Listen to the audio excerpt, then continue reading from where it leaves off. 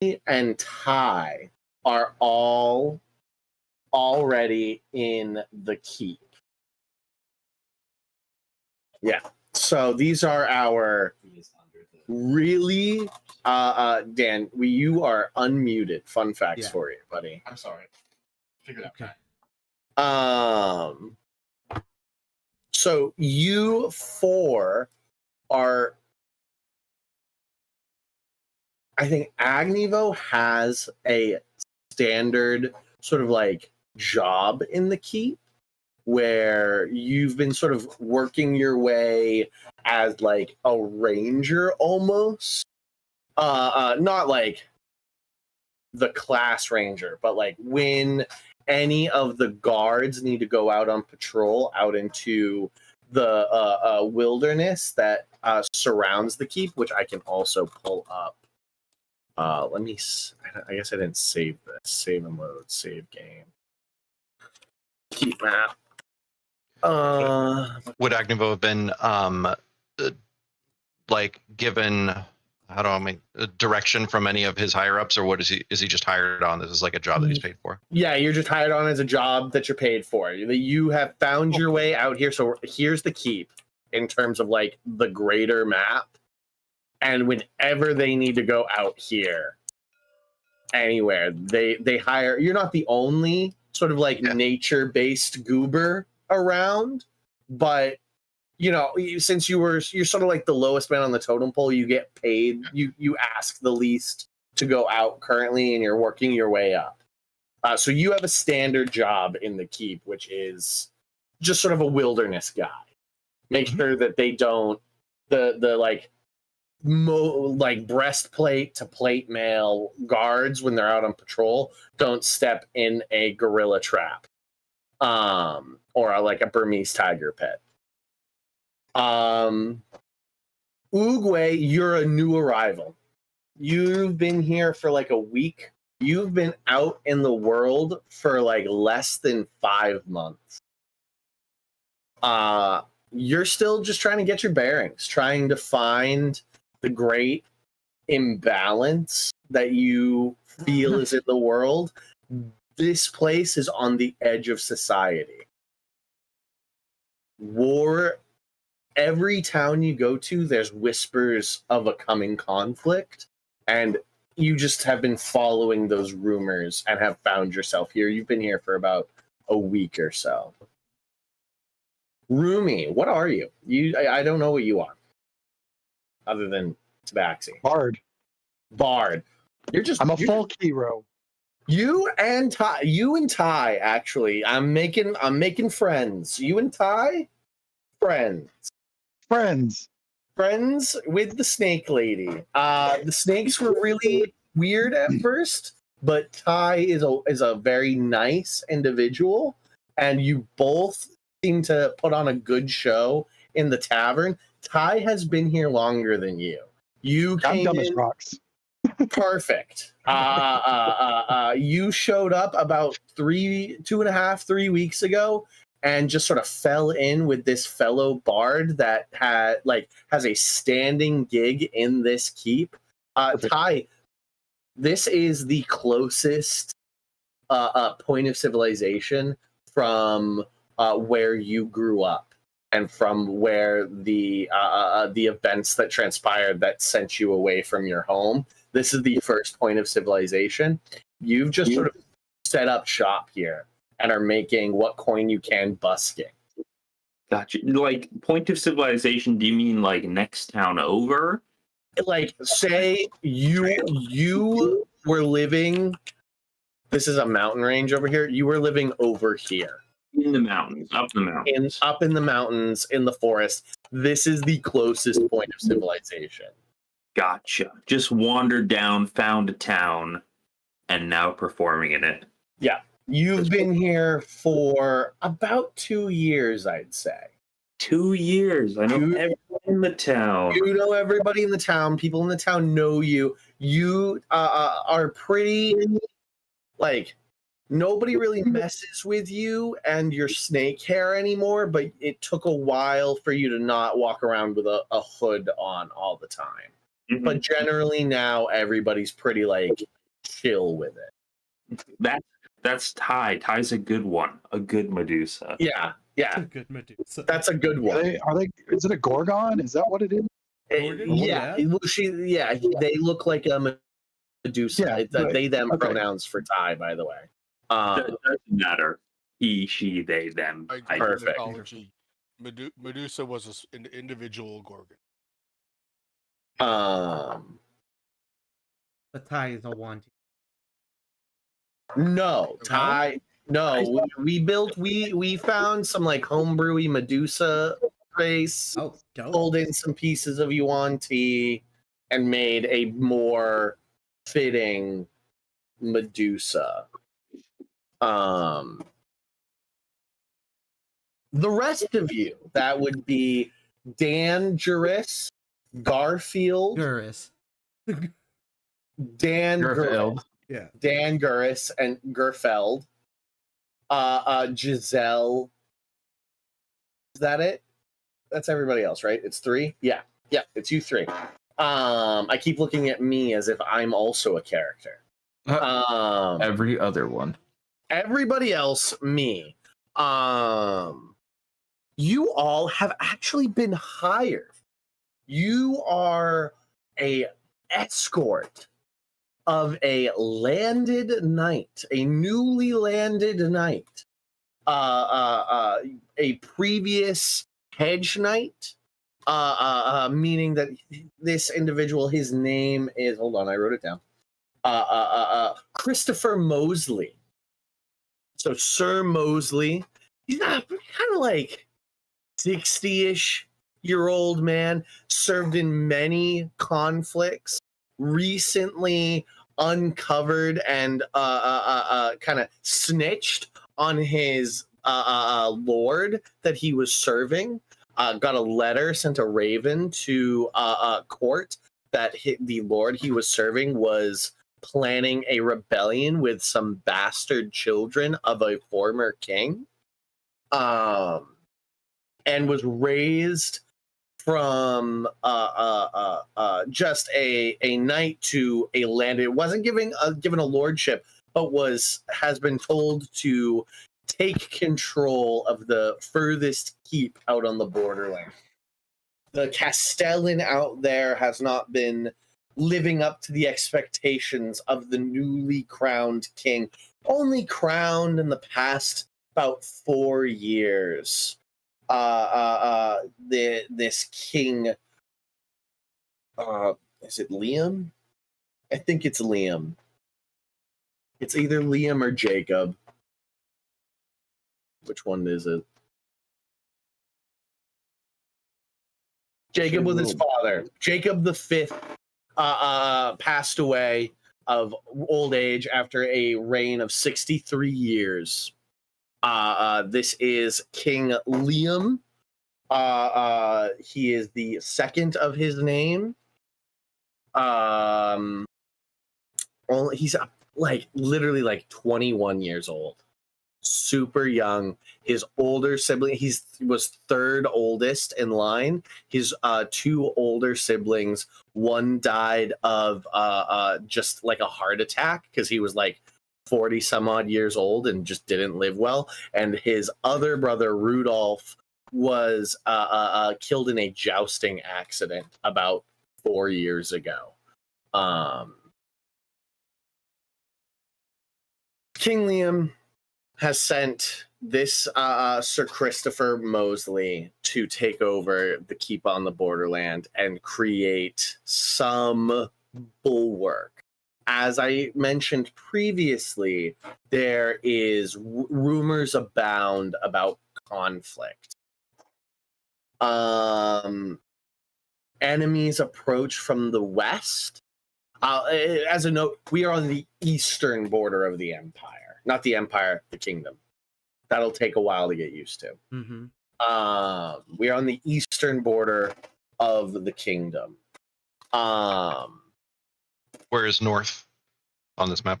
North, Thank you. east, west, south. Could I have already challenged this knight to a fight in law? Past that? Yeah.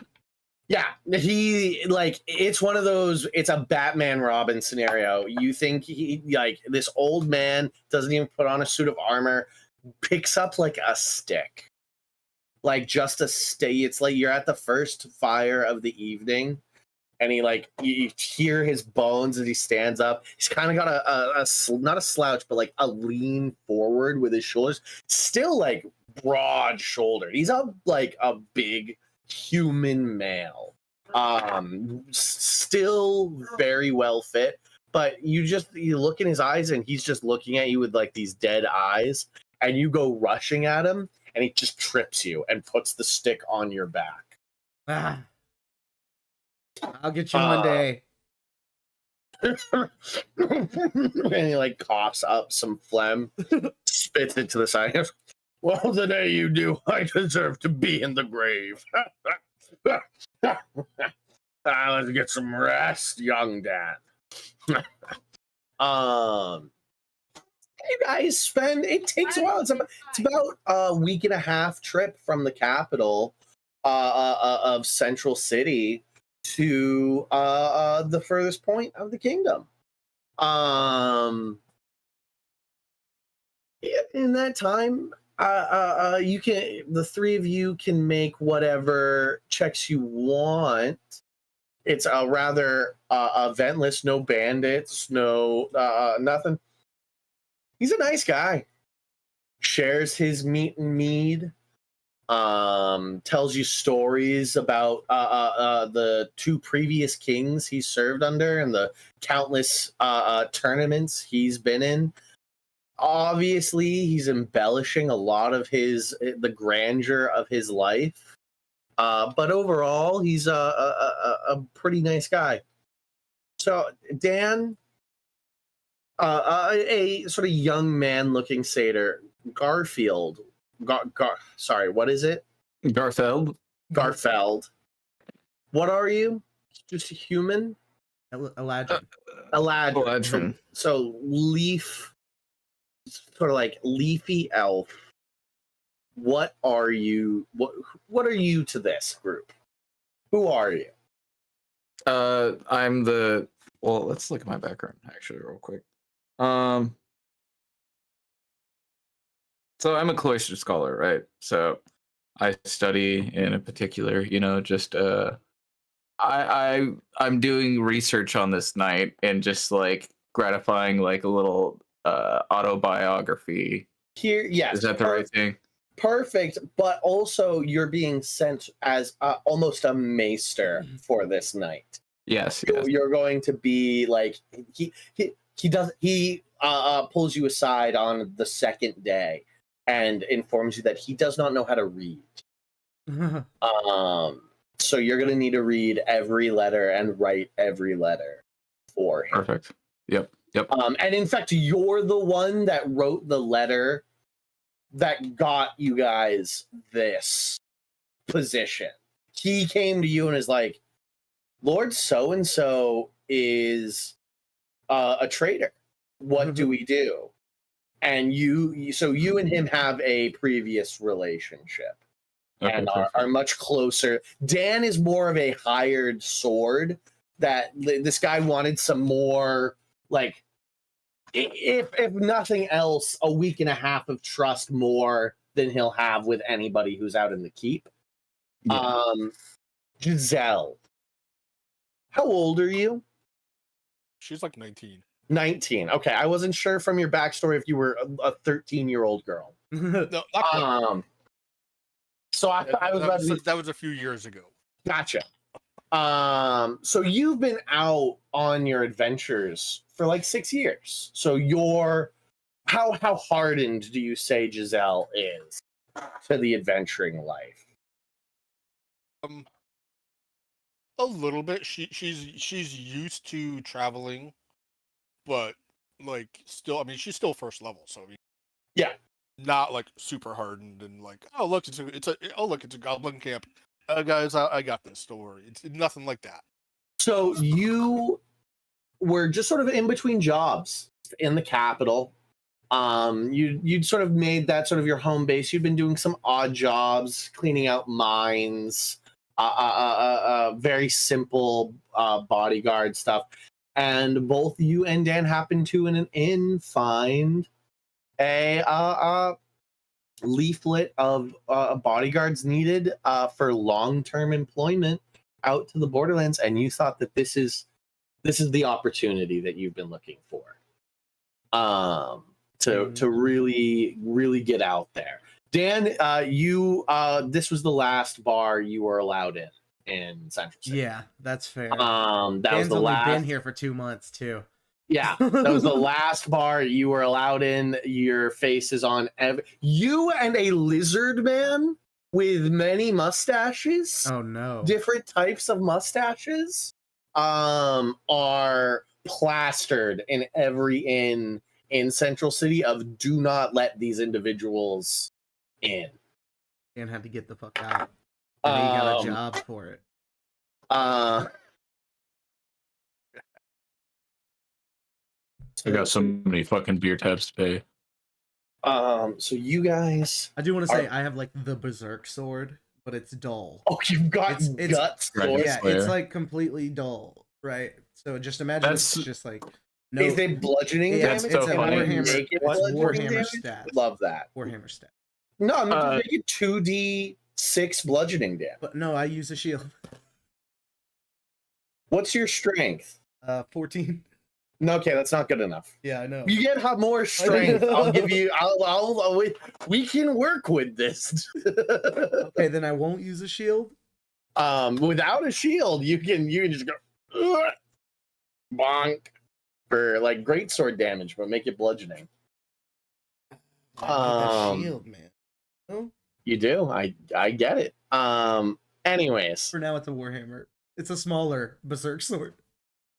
Also, that sword is dull in that era, the golden age. It's like super dull. It was never sharp. He just uses so much force to just split people in half. just annihilate people. I gotta watch. Yeah, it's so good. Right. So, you guys are pulling up. I'm gonna just use chess pieces for now. Perfect. Because I want to keep the ball rolling. can do- Eventually, we'll get I can do we'll my get a whole ridiculous bunch of art. Y'all just need to send me character description. cool. We'll get that Will ball do. rolling.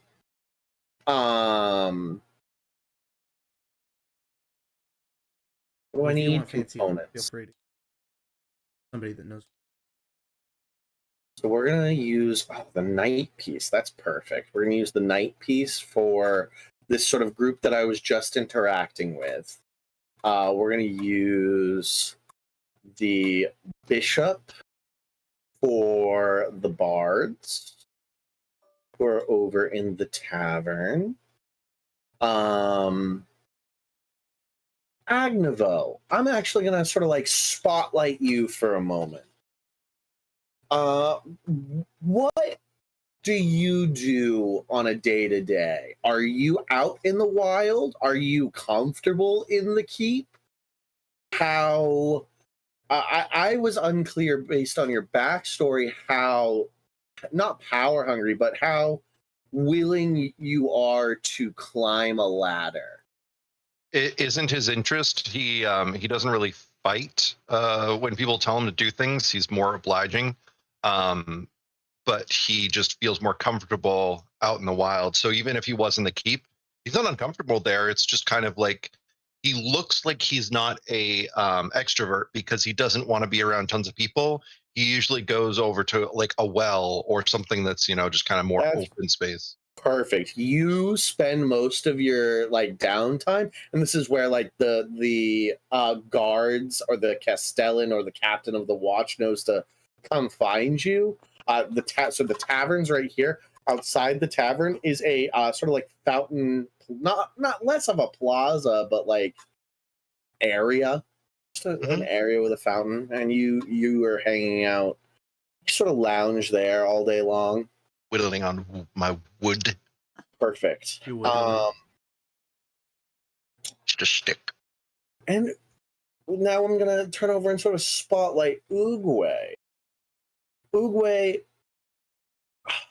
I think you are at a point of rumor collection. You've kind of been going town to town collecting rumors and information, and I think you're still at that point in the keep.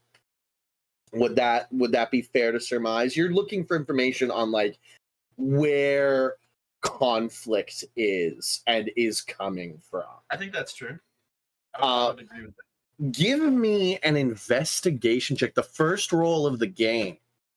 Give me an investigation check to see how well your rumor collection has gone. Dan, can you talk for a bit? I'm gonna see how much I need to turn you up. Yes, I can do that. Sean, would you let me know how to do the thing that you just asked me to do? Oh, wonderful. Okay, so you've got your character sheet in front of you, right? You pulled it up on D&D Beyond. So there is a list of skills, sort of like right next to where your ability modifiers are. Investigation. So you roll a D20 and add that number that's next to investigation. Okay, and is okay. 20?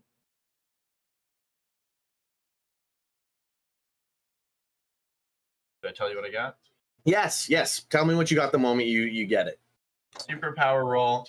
I'm gonna hit you with a 4. A 4. First roll is a 4. As we have mentioned personally, turtles, not really known entities. While this keep is more than most of the kingdom very open-minded, the only place turtles come from is from where you came from. So you are an oddity. You're trying to like eavesdrop on conversations in the tavern, and all you're getting is like, "Do you see that fucking turtle? That's straight up giant turtle. Don't fucking look at him. Don't turn around. No, shit. You're embarrassed. You're embarrassing me." And like you and another bartender just like make direct eye contact with one another, and he quickly looks away. Oh, you can't feel his shell? Yeah, exactly. I wonder what the inside of his shell is like. Do you think it's bigger on the inside? Cleans it regularly. TARDIS. They start positing if there's TARDIS powers in the inside of the shell. So yeah, a rather lackluster rumor gathering. Though I will give you one genuine rumor. And it's not even a rumor. It's not, calling it a rumor would be disingenuous to rumors. This is common knowledge within the keep that you've picked up. And so I will say that everybody, maybe except for Rumi, if Rumi is actually as stupid as Chad said. So Rumi might be blissfully unawares of the world. But that's a you choice. You can make that decision, Rumi.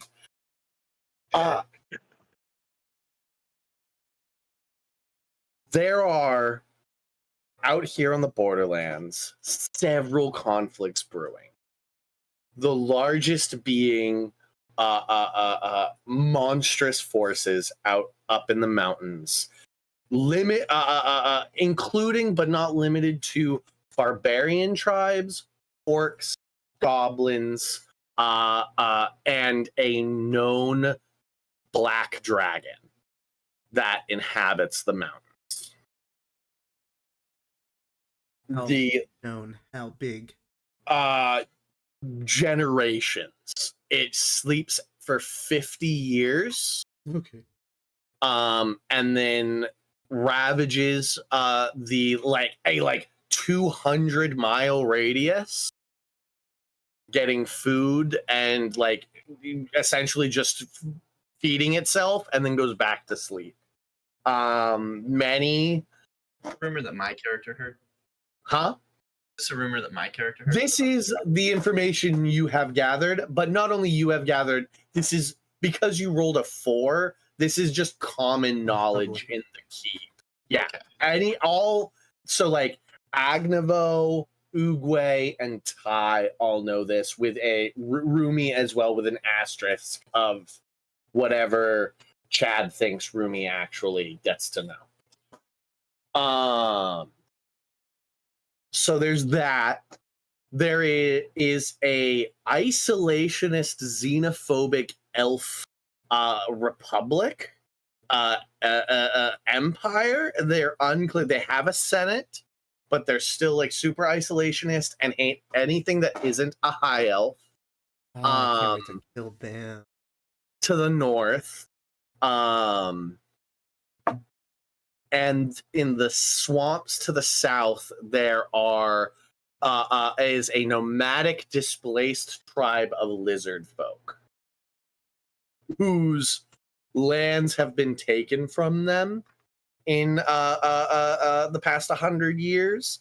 They a large portion of their population was defeated in a war about 2 generations ago, and these are what's left. They have sort of regained a little bit of their numbers, but without a sort of standard place to stay, their numbers are dwindling. They sort of inhabit the swamps to the south. These are sort of the big major players. To the north, the east, and the south. To the west is the kingdom. I got a question. Above table. Yep. Where's the closest entrance to the Underdark? No idea. You shall find it. No idea. There's probably a well in the middle of the keep. What if Find we me. That's as good as any. What if we just left this? Sean seems to have put a lot of thought into the dangers around here. What if we just fucked off? Dig a hole. I love you, Sean. I miss We all you. just started digging to get. There's 8 of us. We should be able to dig our way into the Underdark. You hit bedrock. Yeah, you know, like Minecraft bedrock. Ding, ding, ding, ding, ding, ding, ding, ding, ding. Cool. Anything else? So, to any of the 4 in the keep before I bring in the 3 into the keep. Anything you would have liked to? So, like, Agnevo, you've been here for a couple months. Is there anything in particular you would have liked to have done in those couple months? Like anything for your goals you would like to have sort of already have the ball roll?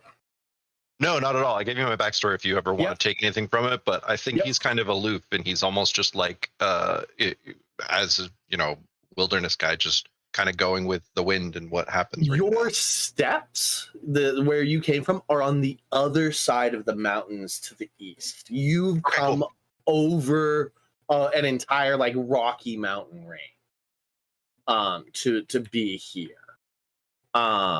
That's sort of the distance you've traveled. Took you about like 8 months to make the journey alone at times. I'm probably at some point going to throw some like people you met on your travels at you. There are some individuals that you traveled with to get here, but at the moment you're sort of a solo individual. Oogway, anything else that you would have liked to have done in like the week and a half you've been here? I think the only thing I would have done was what I already did, the rumors. Perfect. Investigations. So Perfect. Rumi, anything you would have liked to have done in the like month and a half you've been here? I'm pretty aimless. Let's just put it that way. Okay. And as for like the conflicts and stuff, my background does involve rampaging orc hordes. So that's about the extent I know of like dangers. Cool. So you've perked up to the fact that like this is an orcish area. The guards do come into contact with them on occasion, and you hear them talk about it in the tavern.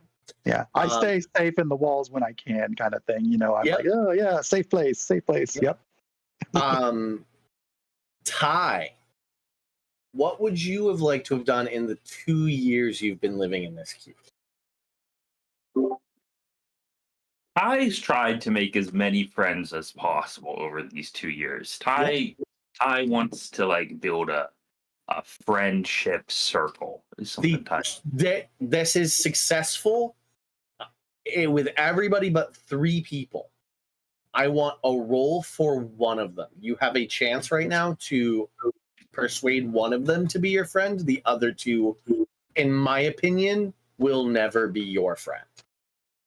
Gotcha. Oh, my worst fear. Just a charisma.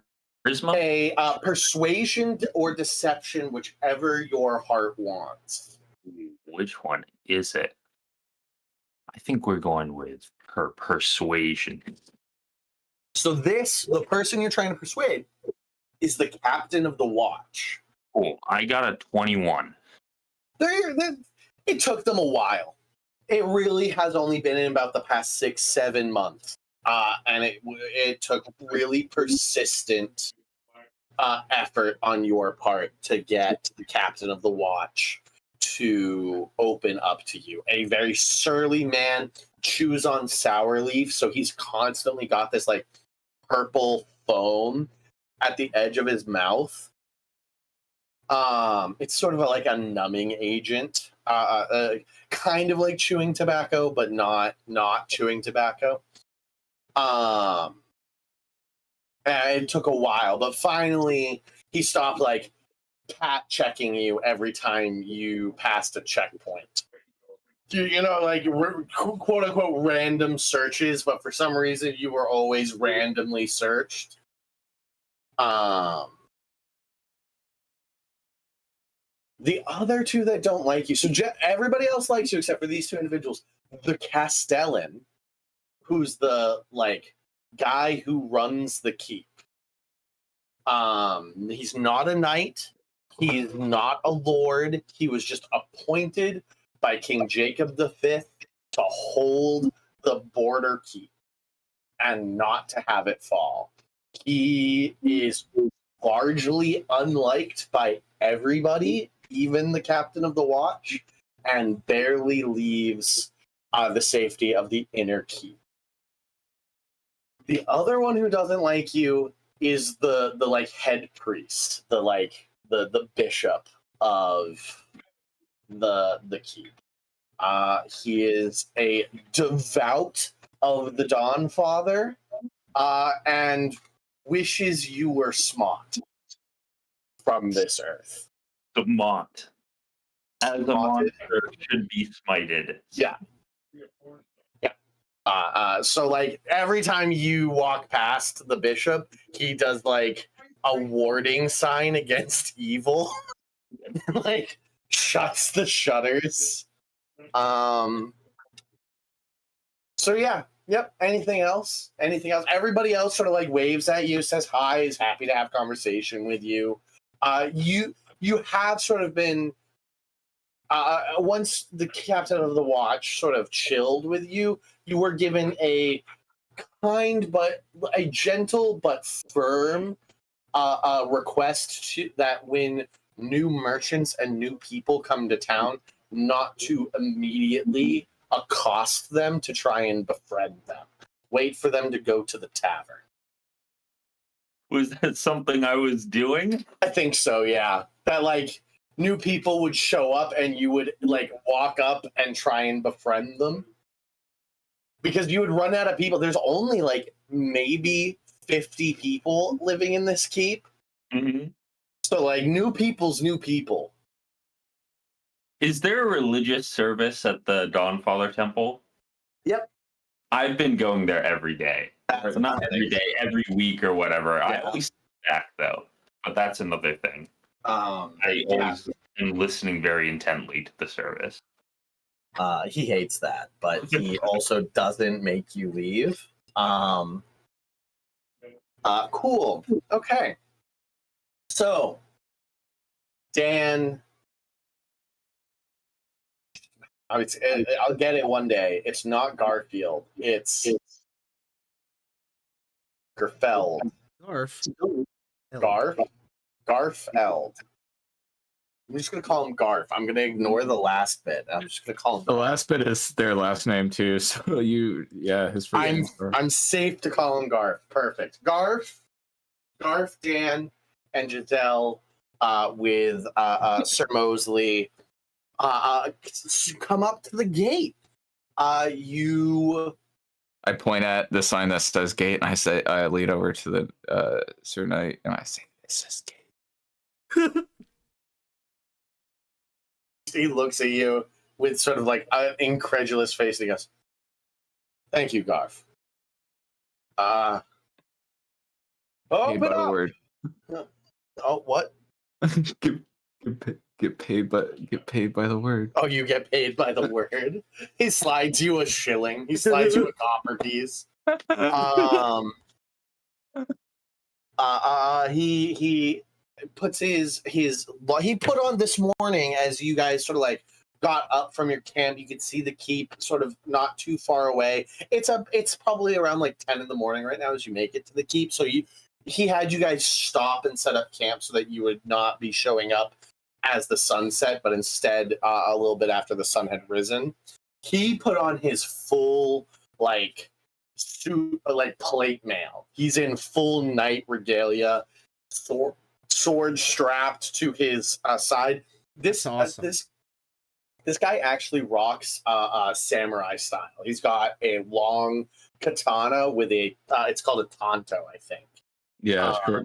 The short dagger. Little short dagger right underneath it. That's how he rocks. So he puts his lobstered mail gauntlets to his mouth, and he shouts up to the tower guards and announces, "Sir Mosley has arrived by order of King Liam, second of his name, ruler of the realm," and rings off the litany of titles of the king. Moment passes, and then the portcullis is raised, and the drawbridge is lowered, and you on each one of all three of you have horses that was provided by Sir Mosley. You all trot in to the inner. Bailey, it's all paved as well. All of this is paved. As you guys come in, the two individuals kind of come out of a door to the tower over here. One is a human male, also in full plate, much more dented, scarred. His helmet is not anywhere nearby, face fully uncovered. He's got like probably a half a week old stubble, the purple foam on his mouth, salt and pepper all the way through the beard and the hair. Captain of the watch comes out, and next to him is a little gnome.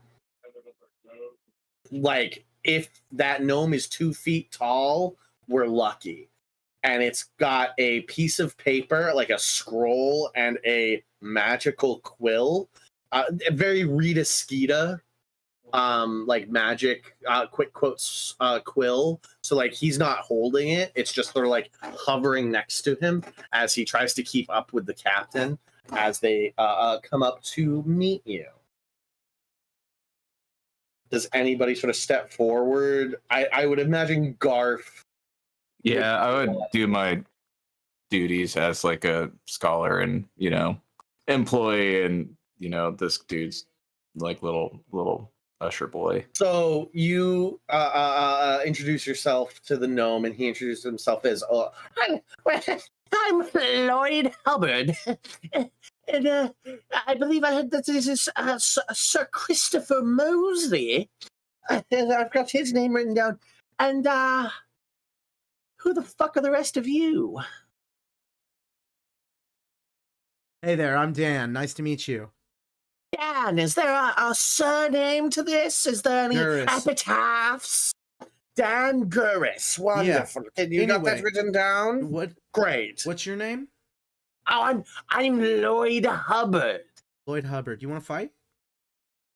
Fight. Yeah, just like a friendly scrap. He like pushes the like horn-rimmed glasses that were like almost at the edge of his nose back up his face. A fight? Oh, I have not scrapped in many a year. Do you just swing on him? No. Okay. It's got to be all set up. Like It's got to be all set up. Yeah. He's very like wishy-washy, and the captain sort of gives you a look.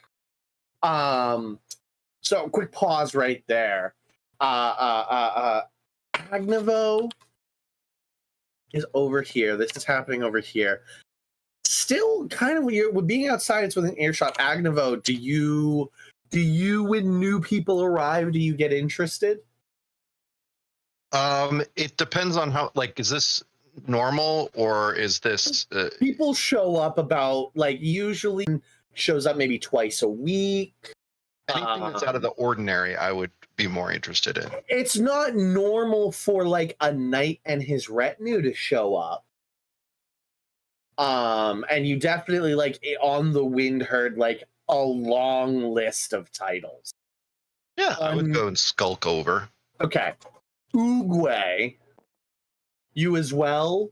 You're just sort of like largely interested in everything Oogway. So I'm curious if you have you been sort of like coming out whenever anybody shows up. I for the most part, that is true. Just trying to get an idea of. So Agnevo and Oogway, you guys sort of like meet up about like right here, kind of give each other like a nod, and more or less together walk around the corner and see the other group over there being stopped by Lloyd Hubbard, the gnome. He's a nerd. Nobody really likes him. He's sort of the shadow of the captain of the watch. And captain of the watch, Dean Cash. Not with a K. Dean, Cash. Don't Google the other one with a K. You'll get not suitable for work. Yeah, don't do that. I say to the gnome, I point at the captain of the watch. Say, is this your bodyguard? My bodyguard? No, sir. This is Sir Dean Cash, captain of the Watch Guards. Oh, all right. Sorry. But my humble apologies, sir. Did you want to fight? So like you turn to have a conversation with the captain. We're gonna pause that. He will respond, but Lloyd's going to like kind of talk over you and turn to Garth and Giselle and be like, I must get your names down to the ledger. We must know everybody who comes in and out. What be your name? Garth, any surname, any epitaphs, titles. Eld. Eld, wonderful. Garth Eld. Okay. Turns to the human. And you, young lady, what be your name? Giselle. Giselle. I'm concerned that I have to say it a third time, but surname, epitaph. Frozen Cloud. Wonderful. And Sir Mosley. How long do you think you'll be staying with us? And Mosley looks down at me and goes, in perpetuity. And like you can tell Mosley is a bit annoyed with the charade that's being played right here.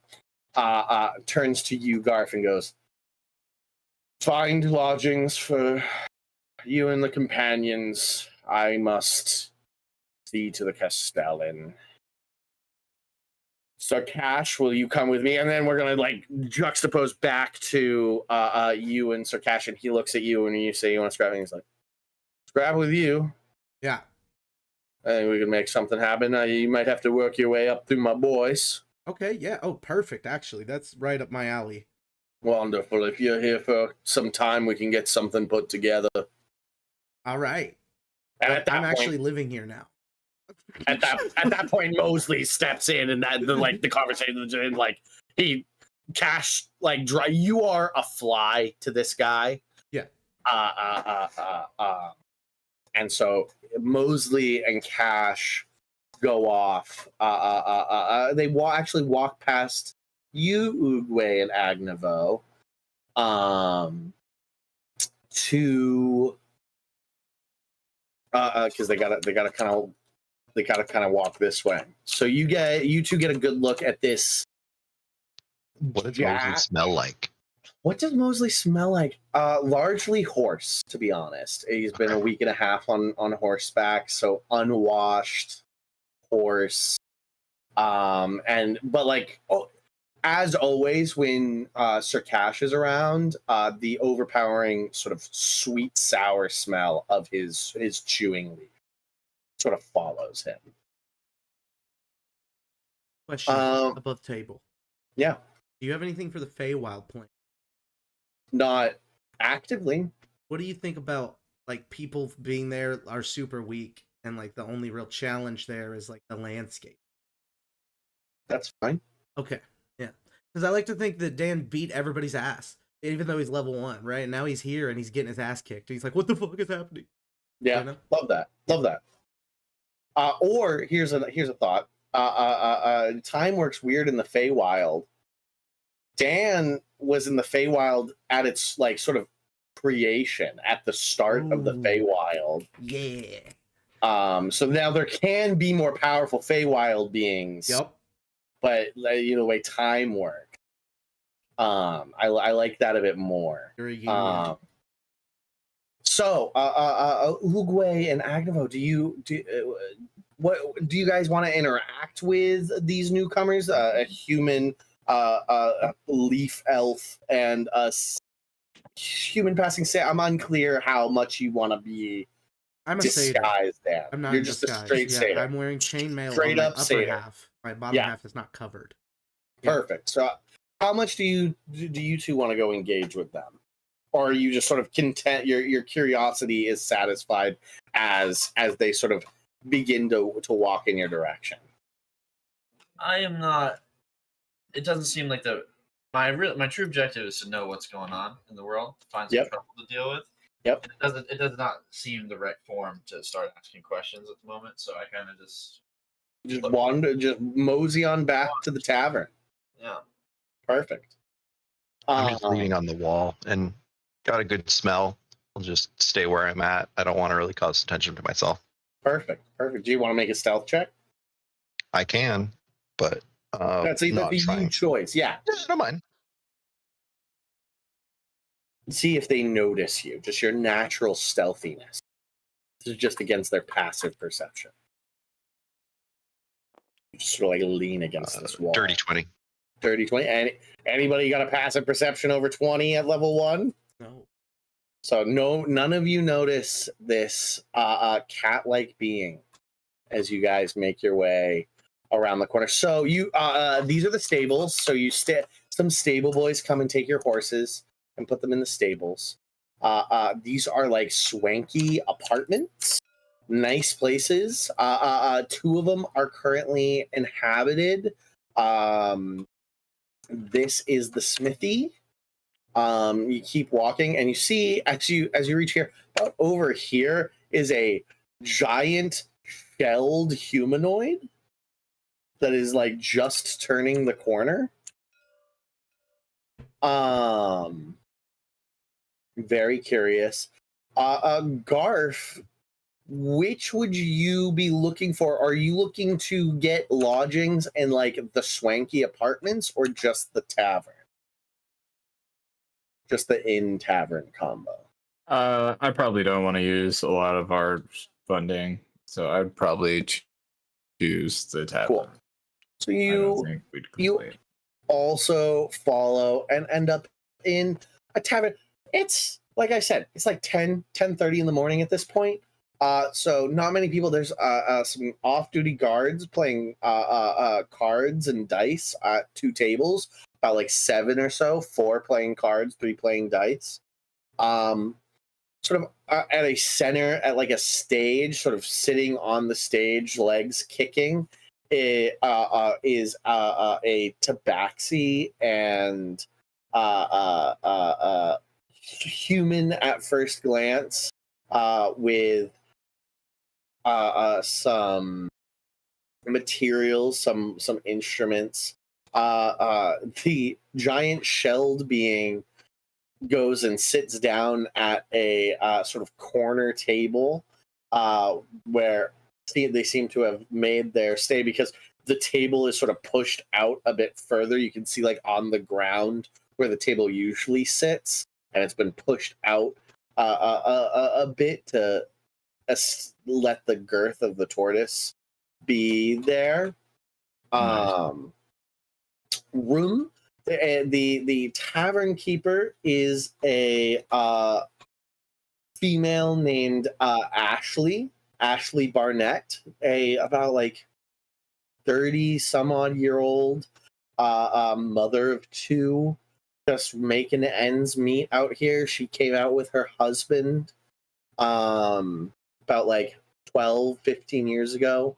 Her husband died in the last great assault that happened about 7 years ago, and has not, had this already established and felt that it would be too much to uproot her family. She's now got kids that are 9 and 11. Kind of see them. One of them's the 11-year-old's got like his nose buried in the book, and then the 9-year-old girl you see sneaking up behind him with a bowl full of water.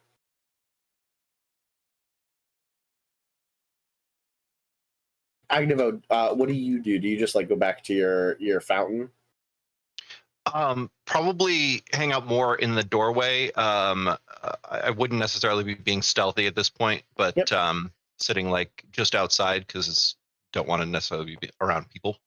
There's a stool. There's like a bunch of stools out front, and there's like some spittoons. Because like chewing sour leaf is a common practice, so there is spittoons. Why don't we take this moment, as I realize I sort of just kept pushing forward. We didn't why even don't we introduce people or characters or nothing. Yeah. Yeah. Like I just went right into setup. Right into setup, which I feel like like that. classic we're there. Sean fashion. This is a perfect episode 1 for Sean. We're Watching setting a up. movie, and like 30 minutes in, the title card comes up. Like, Yeah. oh, I forgot what I was Well, I watching. mean, we got 52 minutes it's in. like a Bond movie. You got the opening sequence. Yeah. The call That open. makes the movie feel so much longer too. It really gives you so does. much less. This is gonna be like a Lawrence of Arabia style game, where like we're gonna have an intermission and it's gonna play for a little while. Stuff is gonna premiere. It's a 2 VHS type movie. Do we want to do Okay, some introductions and like so an we're gonna- icebreaker? We're gonna start with Agnevo to get the ball rolling. We'll just work our way down. So if you can look at Discord and know when you're on deck. Just what I look like. What you look like, your class at level 1, your background if you want, but like what people see and what people sort of gather about you in the moment. Yeah. So Agnevo is, for everyone who looks upon him, he's humanoid, just hairy. No one would necessarily know that he's a shifter. He doesn't hide it. So if anyone doesn't call it where people, however you want to look at it, he's just like, okay, whatever. But you wouldn't see that unless you went out and got into battle with him or whatever. Then he definitely shifts and has like teeth, whatever. But mustache, long hair, he's blonde. He's not like the prettiest by any means. He also smells a bit, but mostly of nature. Not necessarily like hugely a BO. And no metal on him. He is a druid. You would probably see, I don't even know what that would be, some symbol of flames on him, like a bag or something that he's carrying on his side. That's it. It's literally the Fire Nation symbol. All right. Next. It'll be you, Dan. Is it me, Dan? Sorry, Yeah. I didn't have Discord pulled up. Hi, I'm Nick.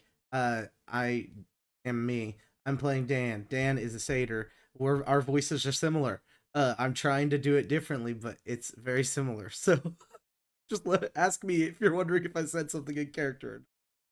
Dan is a goat-legged, horned, obvious satyr, wears chainmail, a shield, and a big blunt sword.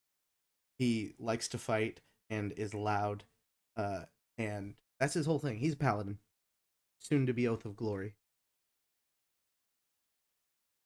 All right, Garth. Garth is Eldaran, Eledrin. Dealer's choice. Hello. I'm not going to correct you. I'm Trevor. I'm playing a level 1 wizard so far. He'll be more later on.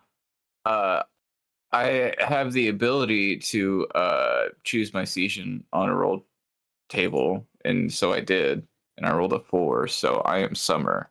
I can also use a trait. Your trance trait lets me change my season. But right now, I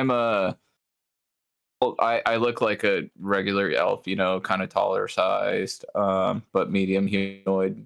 And I got like golden hair that's kind of like whisking away into like some like what looks like sunlight and shimmers and stuff like that.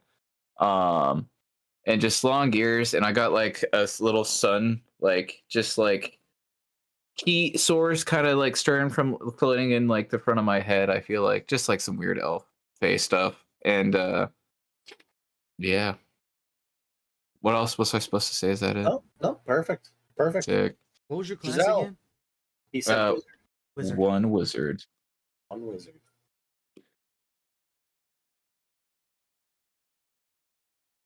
Giselle.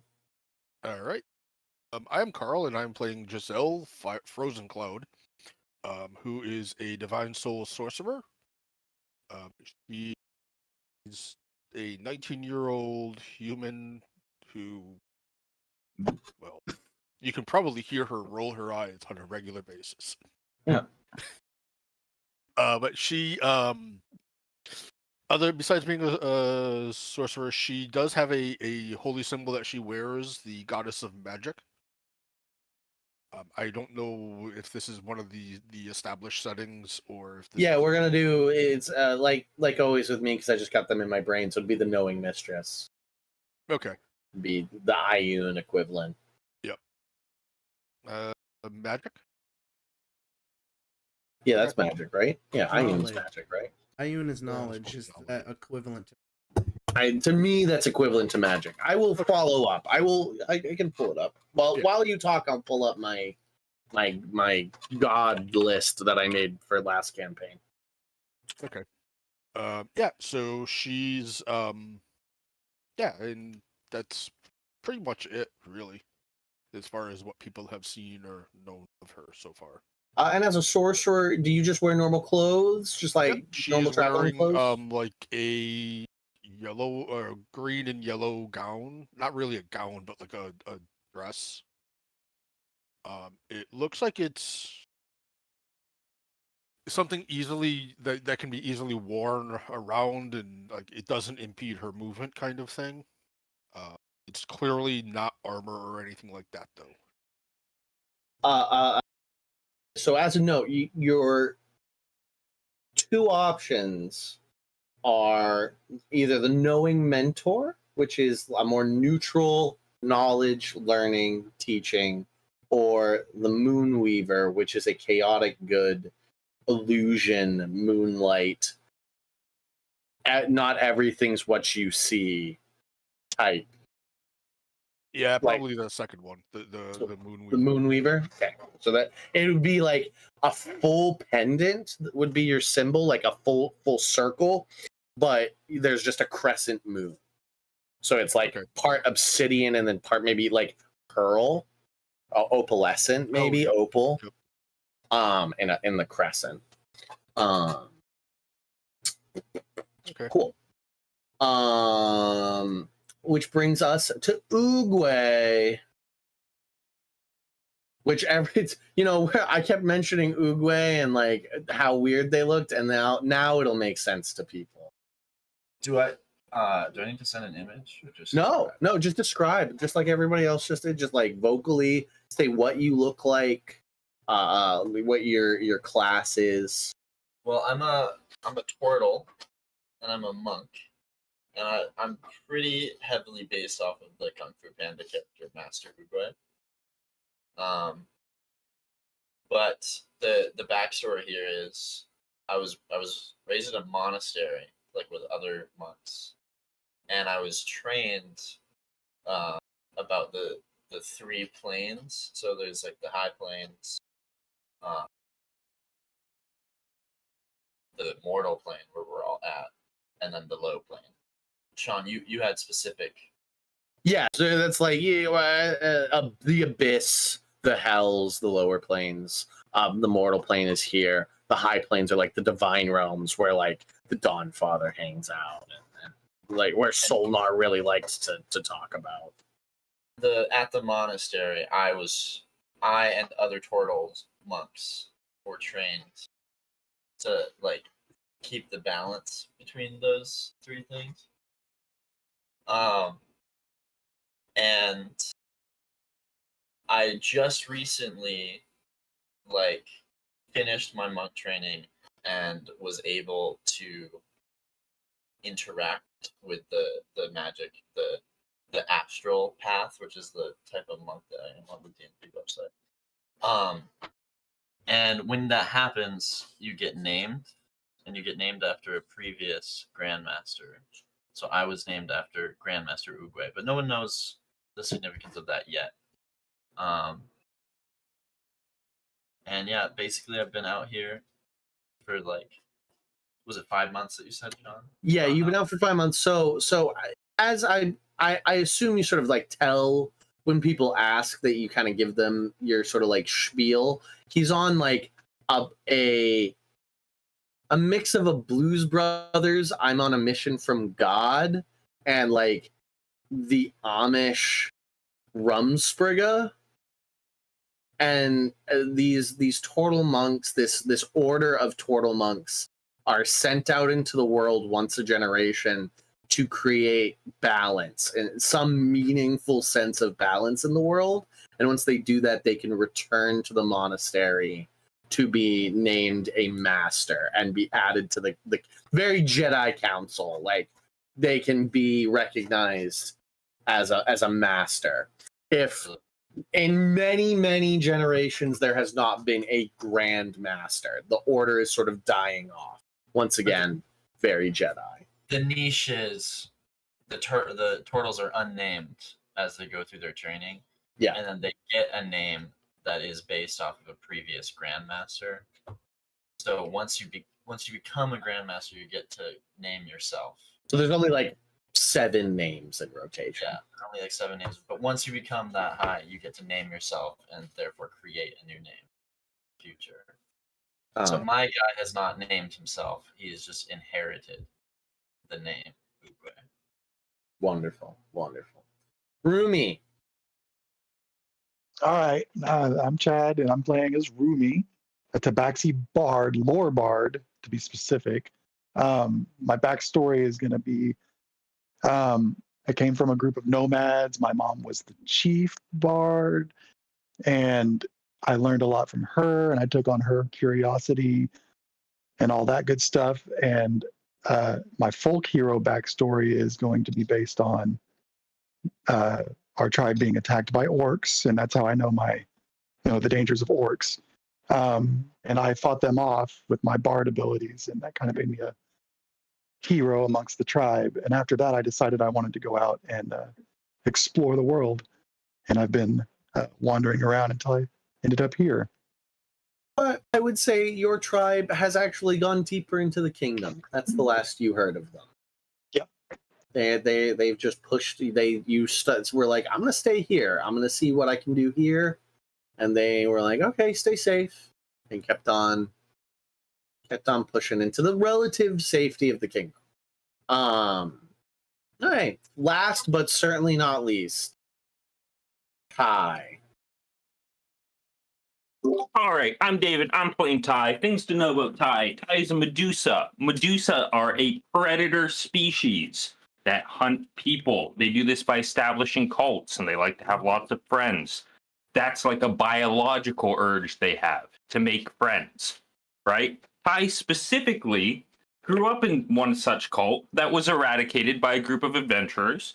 One of the adventurers then adopted Tai and raised Tai to not turn people into stone and to not do the cult thing. So Tai very much is not setting out to create a cult at this moment, but does have a biological urge for everyone to like them. Tai is a they, them, a non-binary creature. This is not so much a gender as it is Tai is a predator species and will try to seduce anyone as a means to hunting them. Not Tai specifically, but Medusas in general. And that's Tai. Tai's here to make friends and have a good time. What does Tai look like? Tai is a Medusa, tall, you know, your average height, not necessarily tall, maybe just 6 feet, with gray, sort of grayish skin, green snake hair, not the super like bright green, more of a darker green, could almost be mistaken for a brown. Snakes, they're very cute. They will let you pet them. And yeah, that's Tai. Cool. Is Great. Medusa a known race? Medusas are a known monster. Okay. It's not like there's a Medusa. It's like once in a generation, one side of the kingdom has a Medusa problem. And adventurers go and deal with that. It's very, very much Tai is like the good one. That was not a bad like move of like they sort of look at Tai and go, no, that one's fine. That's the exception to the rule. But is also why like the Castellan, the bishop, and the captain of the watch at first, like, and the captain of the watch took a long time to get used to Tai, because it's like, that's a fucking monster. Where like the satyr, the tor, like these are not necessarily like I've had either friends or friends of friends, or I've heard folk tales of like people getting fucking murdered by these creatures. Gotcha. I will say, so hi, and now it's my turn. Hi, I'm Sean. I'm everybody else.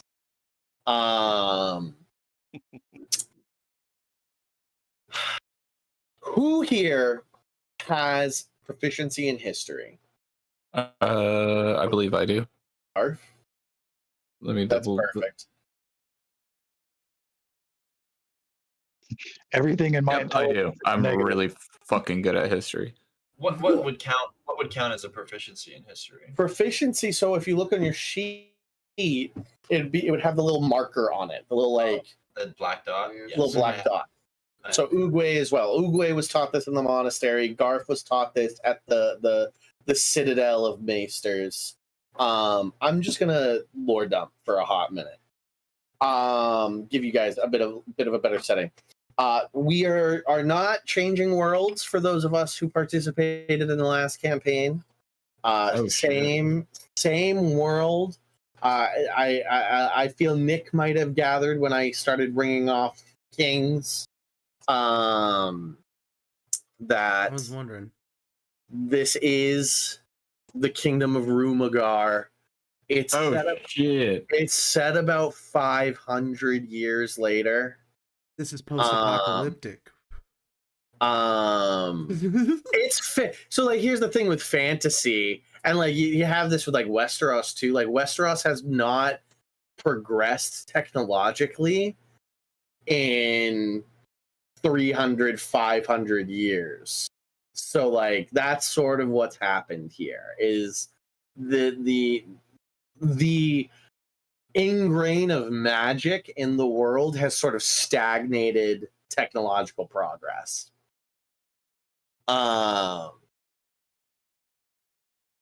the kingdom has largely thrived. The borders have pushed even further than the empire once held. To the south, the Grand Desert to the north has been is gentrified the word? No. What's the word for like changing a planet's Terraformed. It's been terraformed. Not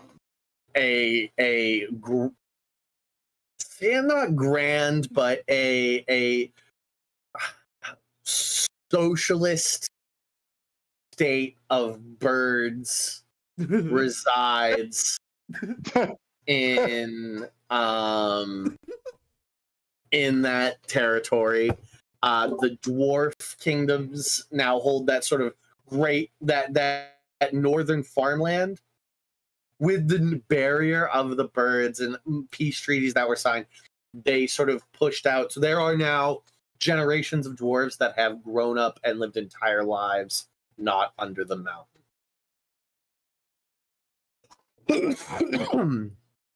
Solnar and the barony, about 300 years ago, had a grand cataclysm. And it is too dangerous to sail. Essentially, a certain point across the ocean is untraversable. It has been grew? No. It's not a storm. It's the ocean itself seems to swallow anything that goes out there. Not a lot of information is known. It's been so long that it's become just legend, and almost like the edge of the earth mythology has sort of returned to this area of the world where the world just ends there. There's like ancient myth and histories of the aristocracy of Solnar that came to the aid of the kingdom of Rumagar 500 years ago, but at this point it's ancient histories. So that's that over there. Some unknown cataclysm. Yeah. Yep. You mentioned King Liam earlier, right? Yep. It's King Liam. Namesake of someone? Okay, it's King Liam the Second. The second? Yep. The guy we brought back or restored to power. Yep. There was this. I mean, it's been 500 years. So, like I said, it was King Jacob V was his father. So there's been like Charleses and Williams and Jameses and there's been a whole litany of monarchs. But I will say the house has remained strong. There has not been sort of like a War of the Roses yet. But you guys are currently, as it stands right now. So all what I just said, to be honest, is just information that Oogway and Garth has. The rest of you kind of live in happy modern ignorance of the past. What you do all know, here's information for the whole gang, maybe except Rumi, Ty, and Agnevo to a degree. Definitely Rumi, Agnevo, and Ty to lesser degree. So, dealer's choice on how much you intake. I leave it to you and what you think your character cares about. War is on the horizon. Some great force far to the west seems to have been conquering lands and pushing forward some very militaristic, like more Roman archetype than sort of like English archetype. Force has been pushing forward.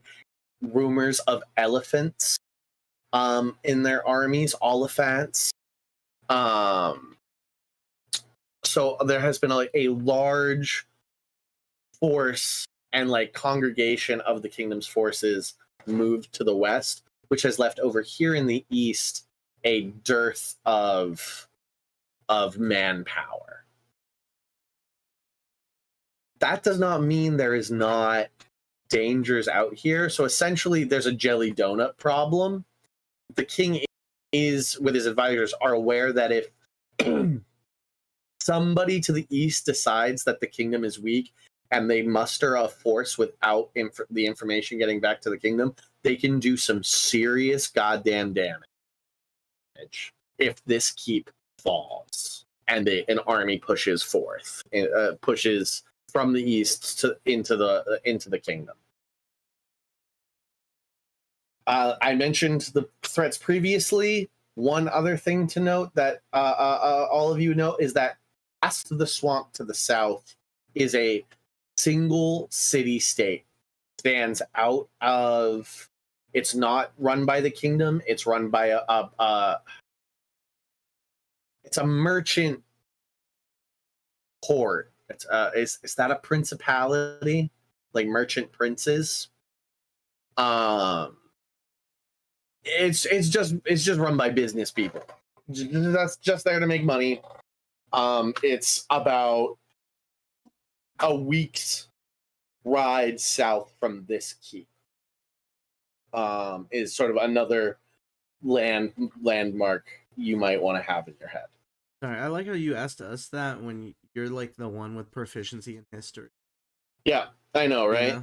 Yeah. I know. don't fucking know if it's a principality. I think it's a principality. Any questions before we push forward and I make I sort of drop the bombshell of the game to push the plot forward? I think it's very fun to refer to Sean's degree as proficiency in history. Yeah, me too. I also think we should hang out by the lake first.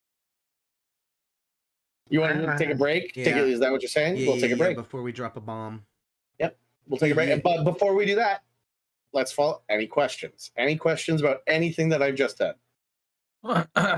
I'm going to the bathroom to go find the Glory Paladin. Glory. Oh. Is Liam the first, the Liam from the previous game? No, his name was William. Oh, No, that. William. So King Liam is actually William. No. No, there is a king. There was a King Liam, probably about like 120 years ago. It's not your King Liam the First. It's not your Liam. Not your little rogue goober. Was not Liam the First. Not my president. That was it. Sorry. Sorry for the confusion. What was I gonna? Oh, is Curiosity a known story? Yeah, Curiosity is a legend tied to the restoration of the Kingdom of Rubicon. Right. I have a question. How long will our break be? And how much longer will we play after? They usually last maybe about 15-ish minutes, and we will play for 15 minutes, about an hour or so after that. All right, sounds good. Right. We on break? Ooh, Yay, thanks for stopping by. Oh, fuck up. All right.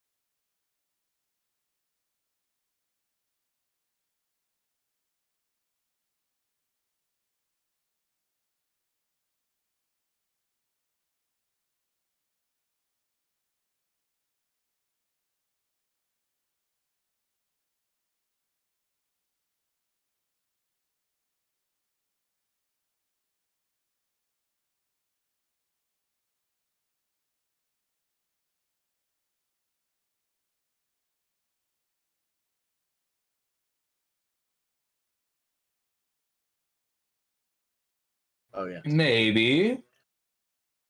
Maybe a multi-class. No, it's gonna be that divination build where I just make people reroll a whole bunch. Oh, That okay. for me. Fuck a multi. Anyway, we're live. For me, he's just gonna look at me and be like, I see you rolled really well there. How about No. Okay, so quickly, let me write down in my notes. Get other divination wizard for the Castellan. Dude, it's like that situation where counterspell to counterspell. Yeah. Right. Always have my own divination wizard. Right. Okay. A night of revelry comes. Sir Mosley does not return until deep into the night. Oh, something I wanted to do actually. Ty, can I get a D100, please? Absolutely. I will do that.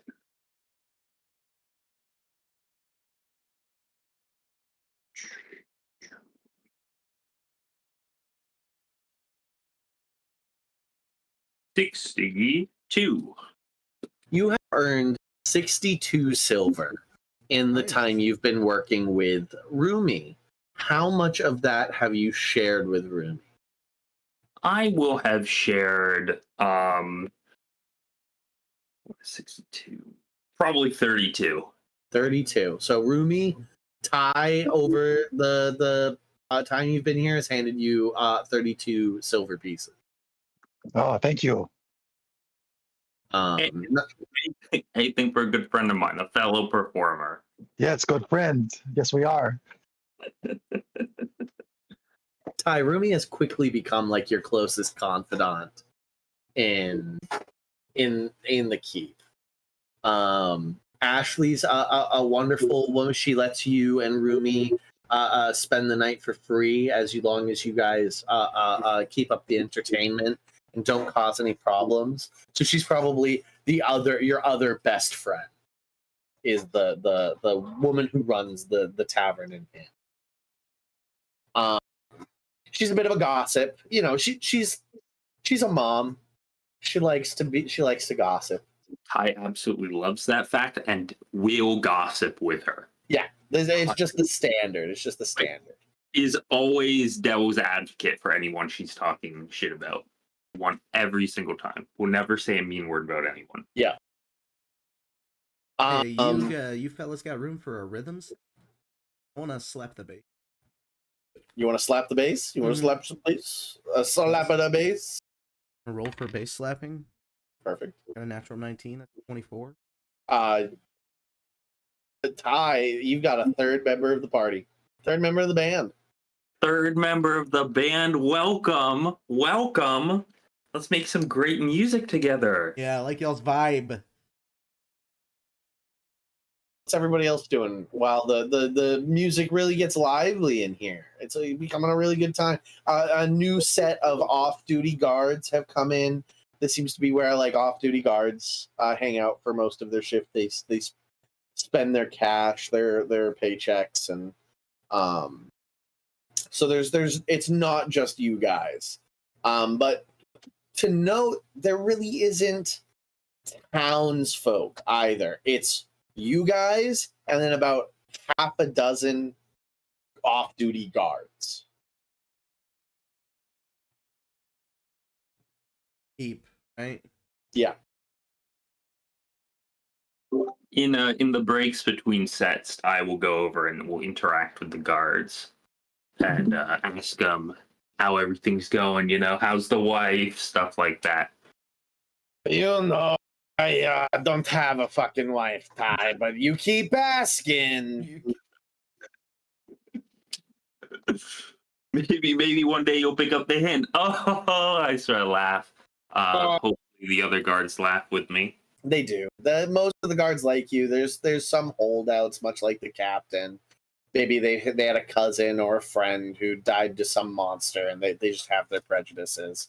But they've been told by enough individuals that like fuck with Ty and we'll get you while you sleep. Bar of soap and a sock. Right. What's everybody else up to? At this bar, is everybody just drink? So let's just say everybody's drinking and having a good time. Is there anybody doing anything else? I'm pretty sure we have like a roadmap of like what is going on, or at least I do. And I'm just going over everything, making sure everything's going according to the plan as written, and just following up for tomorrow's plans, and just ensuring that You're actually all set. that's a good point. You're actually pretty anxious. You might not have drunk anything or are like nursing a drink because Sir Mosley's supposed to have come back and checked in with you. And Yeah. it's been about like 15 hours since he went into the keep, and you have not gotten word of anything. I'm like visibly disturbed at this point, just kind of like shaking and fidgeting, and yeah. So there's an elf in distress. Does anybody go interact? If this is someone in the Giselle's probably sitting with him. Okay. Just trying to keep him Probably, calm. like, keep him from doing anything rash or causing a problem. But Where the fuck is he? she's kind of like, yeah. At this point, she's like, yeah, something doesn't seem right. It is raining outside. A bit of a thunderstorm is rolling in, so like constant there's a constant pitter patter, and then the like boom of thunder sort of like undercuts the music at times. Agnevo, there is an awning, so like you're not, if you're still like out in the stool by the door, you're not being rained on. Or you can come inside. Dealer's choice. Hey, Rumi, you know Riders on the Storm?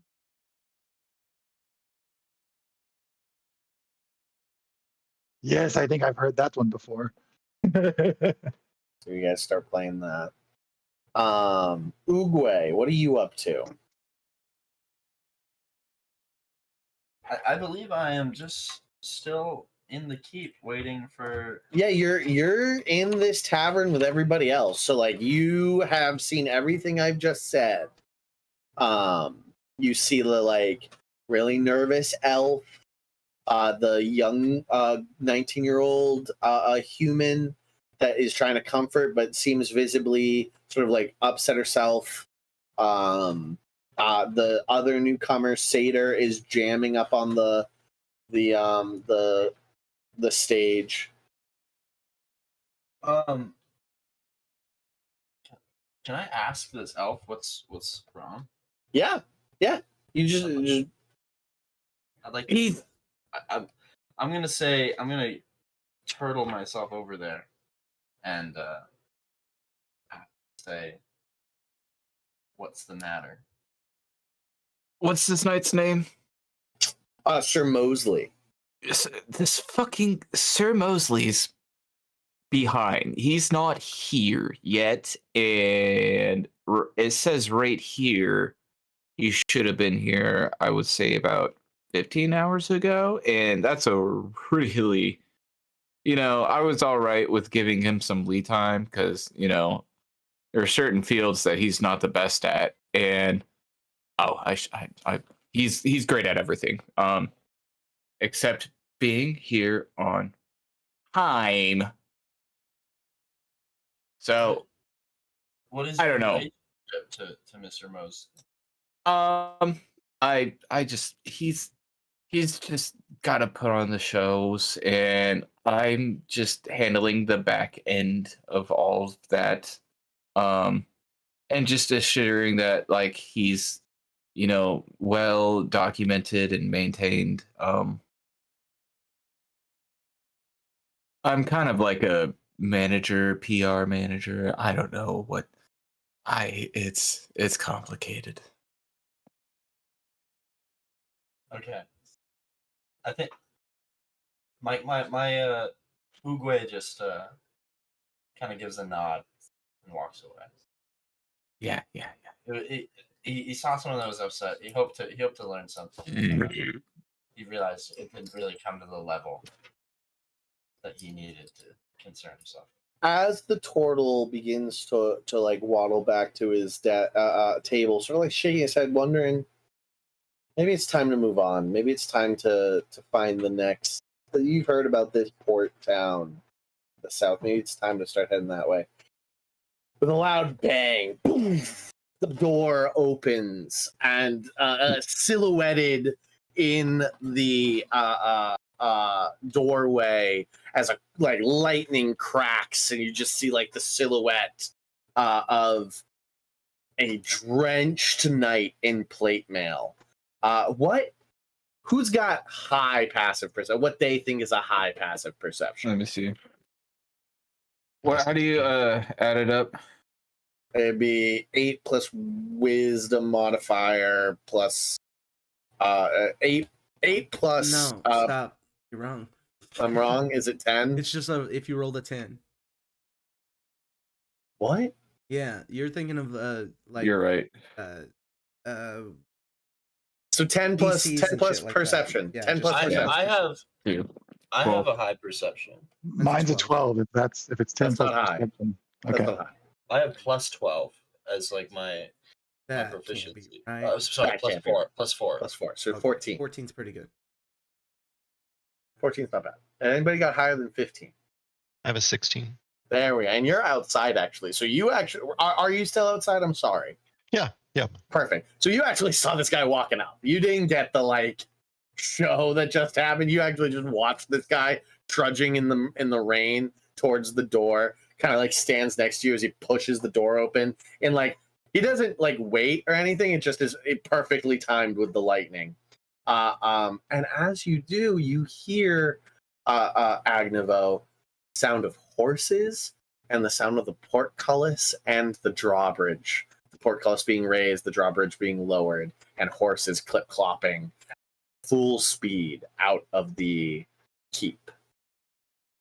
In the doorway, as the lightning fades from behind and the thunder rolls in and the lantern light glows the face, is Sir Mosley, drenched and soaked and pissed. Like, not even trying to hide it, is angry looking as he shoulders in and sort of like shakes his head and shakes his cloak from the rain, and still in his full plate mail, stomps over and sits down across from Garf and Giselle. Do you guys keep playing? Is there like the like screech, like as the door opens type beat? We don't stop playing, right? Or do you do the? Yeah, we just keep playing. Yeah. We were playing Riders in the Storm. It was Then perfect. they start playing again. I's really going into the gong right now. Yeah. Agnevo does sneak in at that, and I mean not sneak, visibly enters, but Yep. he's interested. Dun, dun, dun, dun, dun. Of note, an officer of the guard seems to hear the sound of the horses and gathers about like 4 or 5 of the men, and they, as you come in, Agnevo, they go past you to go out and find out what the fuck's going. It's like almost midnight. The gates don't move after sunset. That's like standard operating procedure. The sun goes down, it's nobody in or out. So, what the fuck? I'm gonna do one of those like lean over to Chad, to Rumi, while still playing and say, "Hey, that's my boss." I'm gonna have to end after this one. All right. I think I'm gonna have to go. The 2 guards who are still here are passed out on their tables, like in a pile of their own spit. So it's essentially just all of you guys Ashley at the bar, just sort of cleaning. Classic idle tavern keeper Cleaning the glass. stance, cleaning the glass. We should. Ty knows that it's always the same glass, that she just sort of like it was her husband's favorite whiskey glass, and it comforts her to wash it. But Sir Mosley sits down across from you, Garfield, and goes, "Damned fucking Castellan. Damn him to the hells." What have you been doing? He takes do you had a drink that you were sort of like not really drinking, right, Garth? I've literally just been saving it for him. He literally takes getting a new one. Yeah, he takes it and downs it in one, and like hits it on the table and pushes it toward Giselle and goes, "If you'd be so kind, milady." Fuck.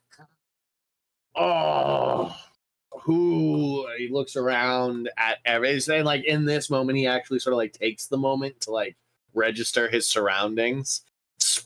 Dan, you make eye contact with him. Oogway, do you like stop and like re-inspect the scenario, or do you continue heading back to your table? I'm gonna inspect the area. Okay. So you also make eye contact as like you see this old knight nod at the satyr on the dais.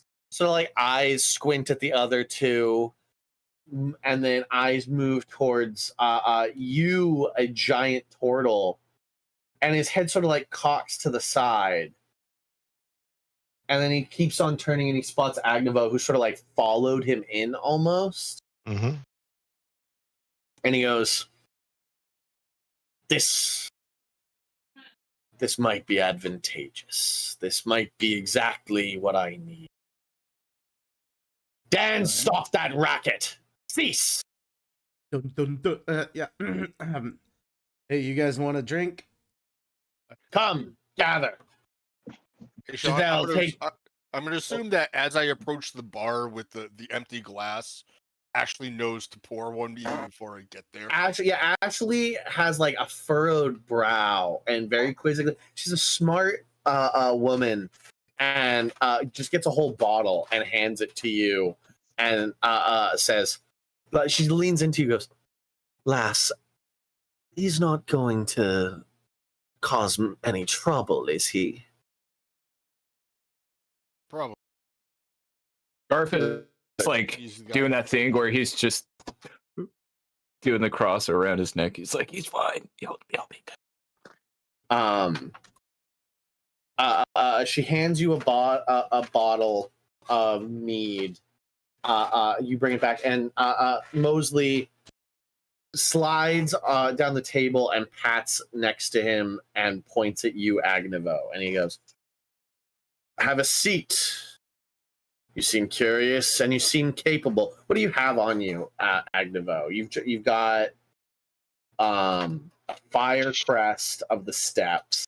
Any weapons?" A club along my waist, a shield on my back, and probably not too much else that's visible unless it's just pockets of stuff or like if it's. But a shield is enough of a indicator for this guy to be like, "Have a seat."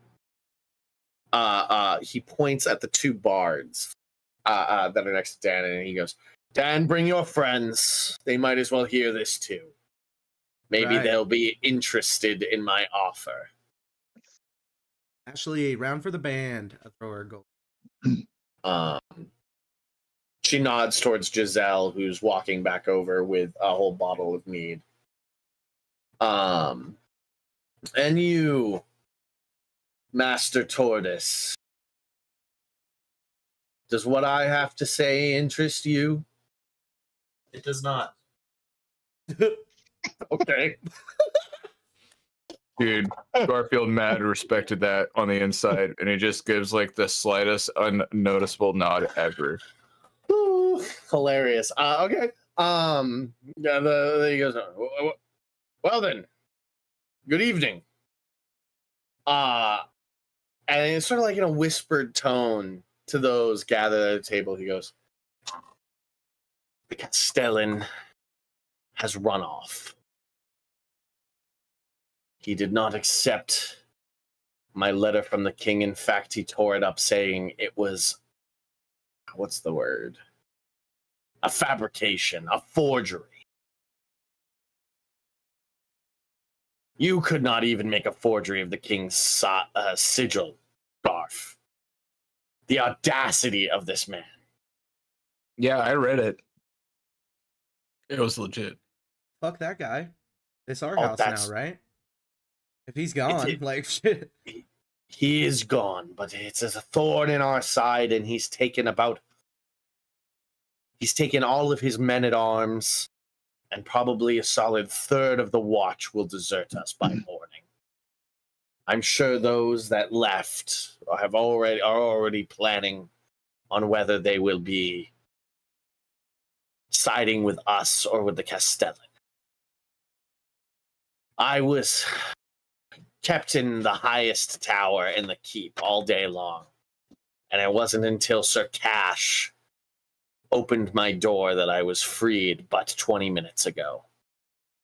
He was only just informed of the Castellan's plans. The Castellan asked for him to join him, but Cash is a man of honor and has chosen to hold his post. Did he slay a dragon or something to rescue you? I was not a fucking damsel in distress, Dan. You didn't kiss him then? Dan, go sit in the corner. I laughs at this. This is very funny.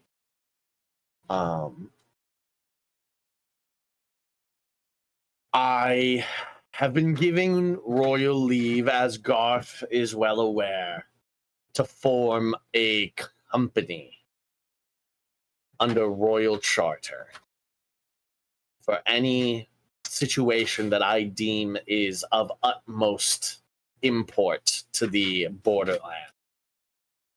A rebel traitor Castellan on my first evening,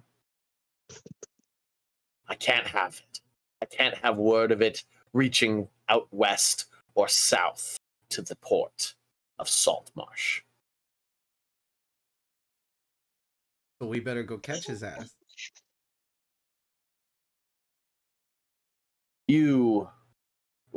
I'm. My apologies. It has been a long day. What is your name, sir? And he's asking that to you, Agnevo. My name is Agnevo. Strong name. Is that a Stepien? Stepien? I don't know what that's a Sean mess up, but step accent. Yeah, you could say. I was once from there, but now it is no more. Yeah, I traveled there in my youth. A beautiful place. Sad it's gone. Will you join my newly formed company and hunt down the Castellan as its virgin mission? Are you saying you're the new unopposed ruler of this castle keep? Ruler is a strong word. I've been but granted control. Granted, control's not the right word. You're like if things keep daddy. Yeah, well, it's like your word's usually Castellan, but like he is now like a landed knight here. This is his lands, but he's too humble to like claim that, and so he's trying to be like unopposed. Once you get rid of that fucking Castellan, yes. I don't wish to take sides, but you said he wasn't coming back, no? Unless he joins the orcs, I would not imagine he would. If you wish, give you my services for sure. I'm not quite sure I want to choose sides exactly now, but I will not side with the orcs. God, show him. God, produce the letter. Produce the seal. All right. Let me get into my bag real quick. Yeah, and there you pull out like a legal deed of this key, like I have from the king. I want to say I have like really cool, like, you know, like the Elder Scroll, like hard scroll, like tubes, like portfolio tubes. Yeah. Like I like this dude is carrying around just big ass scrolls and like little scrolls Yep. on him. Yeah. So he produces that in hopes that assuages your concerns, Agnevo, of like he is legally unopposed. The Castellan is throwing a fucking temper tantrum. Agnevo like glances at it, doesn't actually. You can tell he's not reading it or anything. Yeah. And is just unfazed and is nodding. Perfect. Oogway. Can I roll insight check real quick? Yeah, go right ahead. Does he know how to read? Oh, does Agnevo know how to read? Agnevo, do you know how to read? I do. He doesn't necessarily like. He wouldn't have read it. So by what you just saw, you don't think he knows how to read. I just gotta assume it's part of my job to see if people don't know how to read. Yep. He tutors people to learn how to read, so he just sort of marks you in his head as a prospect. Yeah. It's important. Knowing how to read is good. Oogway, you know for an almost certain fact, because like to you the world is scales, right? Like justice scales. Yeah. If something moves too much to one side, the world is in disbalance. Mm-hmm. You sort of take a moment and meditate, and you come to what you feel is a foregone conclusion. You've interacted briefly with the Castellan. He's from your understanding, a cruel, narcissistic individual who lorded his position over his lessers. And you think that while the honorable man that Sir Mosley seems to be, sorry, he can't imagine a king's man going to work with the monsters of the mountains. You feel it is a foregone conclusion that the Castellan is riding out to his former enemies to try and win them to his side.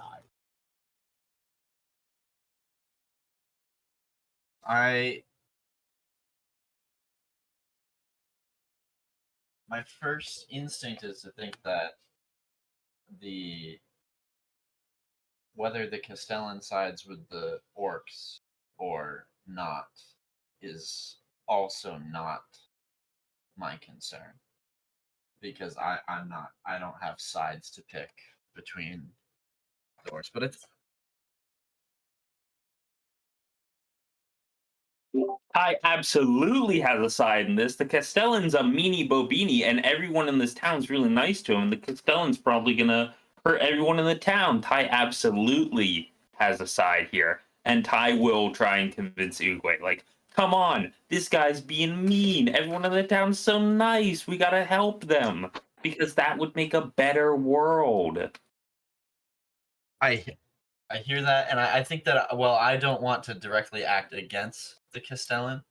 I would love to help to empower the people around to deal with it themselves. Perfect. So Oogway's looking to how to nudge people in the right direction is what I'm hearing. Yeah. Just like take your little stick, take your little staff and go bonk. Bonk.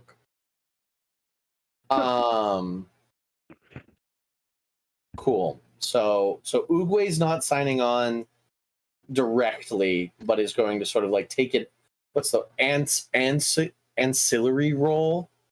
And I do feel like if the friends that I've met here, if the people I've met here are going to risk themselves It does seem so. Like Ty, Rumi, what are you looking to do? Agnevo also seems to be like kind of in your boat, Oogway, of like, I don't want to make this my goddamn problem. This doesn't feel like my problem. This does feel like my problem to me, but it's not like this is a problem I care about. But my solution here is to push others to fix it. But if these people that I've met are fixing it, I would make sure that they are safe while doing that. Wonderful. So Oogway, that's sort of what you're seeing, is that at least Ty seems to be setting up. Rumi, how are you feeling on this? You've been pretty quiet. Well, Ty is my friend, and I would follow with Ty. Makes good points. So the Bard homies, which are two of the people you've spent the most time with, because you have spent most of your time in the inn, and they live here, are like signing their names onto the company, this new sellsword company, essentially, that's being privately contracted and funded by Sir Mosley, to at least for the moment, go out and find out where the Castellan has gone and have him. Garf, you know this. The Castellan needs to formally acknowledge his disposition of the keep. He can't be out there being like, there's a imposter. Sir Mosley is wrongfully sitting in the keep. So this also does not need to come to violence. It could, but somebody needs to like find him wherever he has gone and be like, hey, This chill. might come to violence. Would there be protocol in my position on the terms of like how to handle somebody that would do that in this situation? Is there something in like the title right Historia, like, you know how like laws are formed, you know, like case law and shit? Yeah, so like technically what should be done is a raven should go to the capital declaring the Castellan a traitor. Sir Mosley doesn't want to do that because he thinks that besmirches his own honor. So you could try and convince him of that.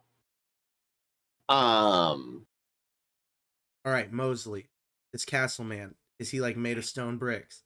Does he have any powers that like make stone bricks appear out of somewhere? Do I need to worry about this? No, he's just a man. He's like 48 years old, something like that. Lived most of his life. He's a knight. Okay. He's a little baby. 48. It's just a man. Does he have a costume? He's got a suit of armor, much like mine. So it's like a title. A bit worse. Yeah. Okay. All right. Yeah. I got it. Yeah. Sorry. Yeah. Just he wants to keep his title.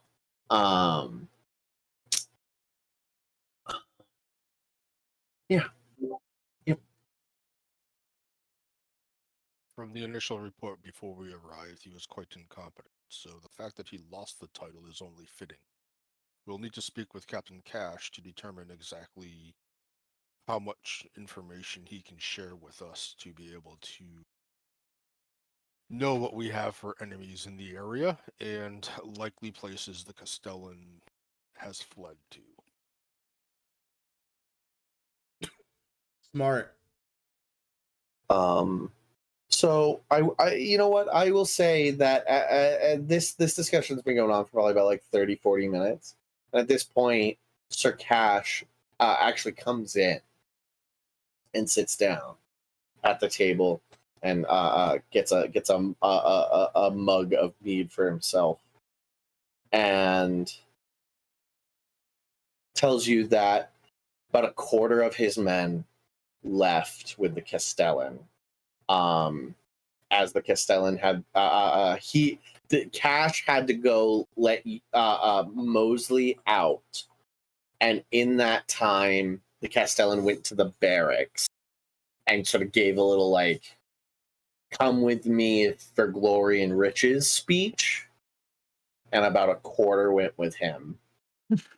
How many people does it seem like? I have wisdom, but I don't know how to defend a keep. So how many people would it seem like we would need to be able to defend this place? You need about 20 people. Okay, so we're still okay. Got it. Yeah, we're still fine.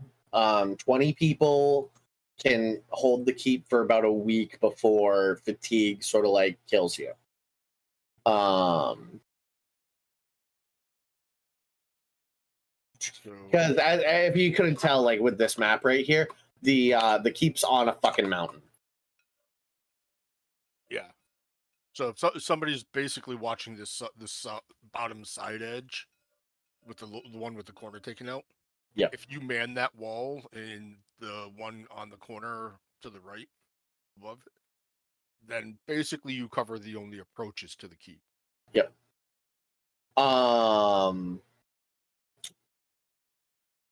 The Cash is going to sort of explain.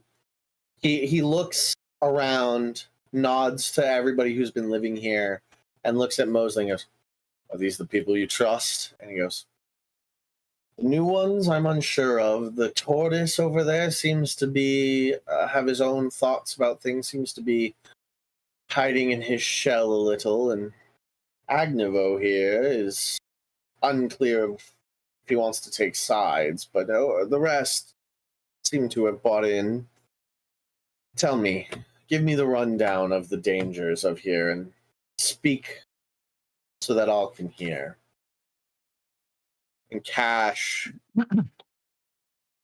begins to explain the concerns about the elves to the north, that they haven't had any merchants come in about 6 months, which is concerning. That means that they might have closed their borders permanently with the rumors of war in the kingdom. And they don't want that those sort of emotions and human problems to come into their society. The lizard folk to the south have become even more aggressive with the patrols. They haven't lost anybody, but there are more and more like spottings of scouts, and that they're being watched when they patrol down in the swamps. There's a fucking hermit bit to the west, about like the northwest, who has a fucking tiger, and he is a former guard that went mad after an excursion into the mountains, and like nobody's been able to get close to him. Every time they send out like a rescue party for him, he like traps them non-lethally and then escapes deeper into the forest. And then finally, so all of this is like whatever, just sort of natural politics of the world. Oogway. I think this next point, and maybe Agnevo as well. I'll have to go back and read Agnevo's thing again. Remind me, Agnevo, the fires that destroyed the steppes, were they natural, or was there some supernatural element to them?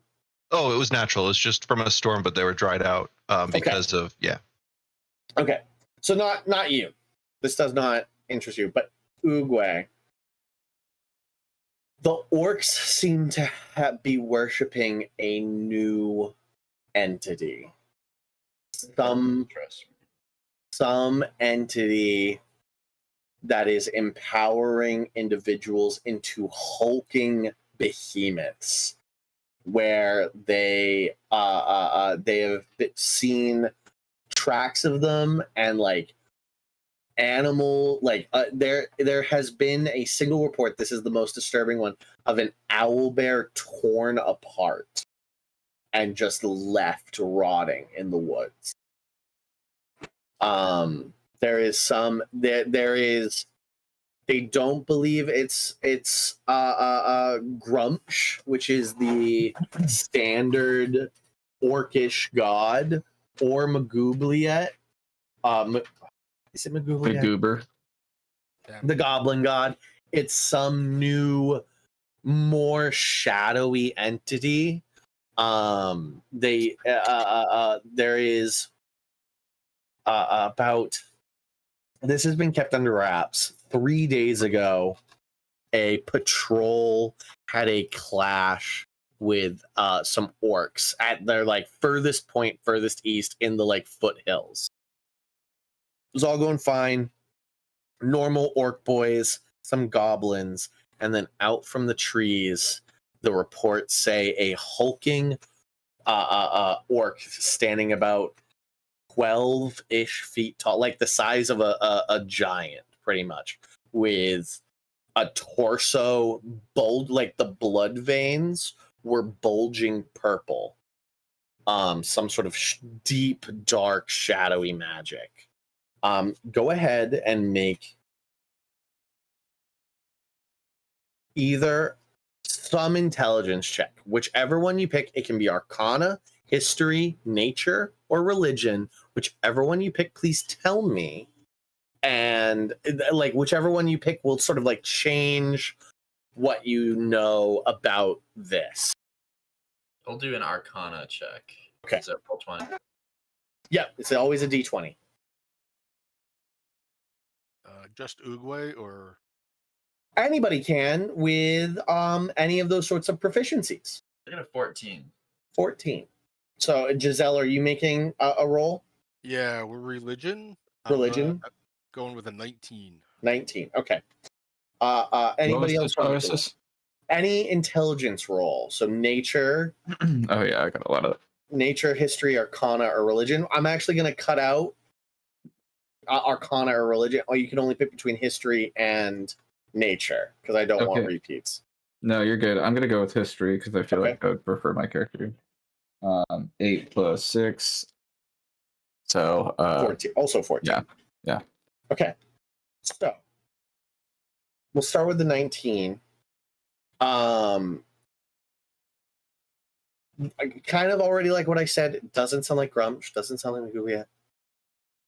Also doesn't sound like anything from the Hells to you. That leaves the Abyss. Ugh. That's for Giselle. That's what Giselle. Giselle, you have sort of a gut feeling that this is a demon of the Abyss, a demon prince, a demon lord, some demonic entity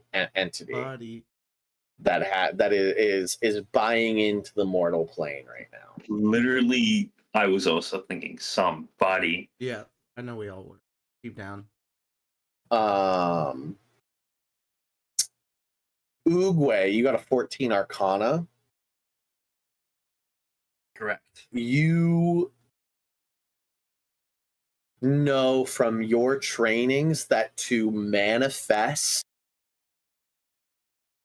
power onto the mortal plane from another plane takes no matter whether it's demon or devil, there's a hierarchy of power. It takes middle, high, and like above middle and above to manifest power on the mortal plane. And if it's happening to more than one individual, the more individuals it's interacting with, the higher the level.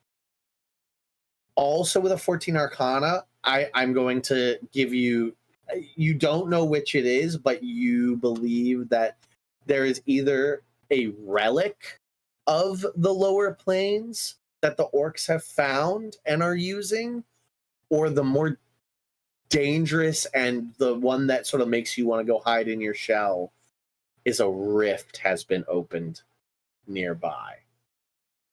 And the demon himself is interacting with the mortal plane.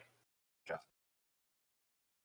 For history of 14, you are aware of times in history where warriors have been given extra strength on the eve of great wars, and they've done great and terrible things and have caused massacres. There is one in particular, a bloody border skirmish that happened about 180, 200 years ago, where, though this was later confirmed to have been Asmodeus's interference or one of Asmodeus's underlings, such as Dispater, but a single individual seems to have slaughtered an entire village and not left any man, woman, or child standing. And to this day, it is salted earth and nothing grows there. Gnarly. This is, and like Sir Cash looks at you all and goes, "This doesn't leave this room." And then he points to Ashley and he goes, "And I will throw you in the stockade if this rumor gets out." Oh, dude. The fuck did Ashley do? She's a known gossip. Did he say that? Yeah. And Ashley sort of goes, "Yeah." That's fair. All right. Yeah.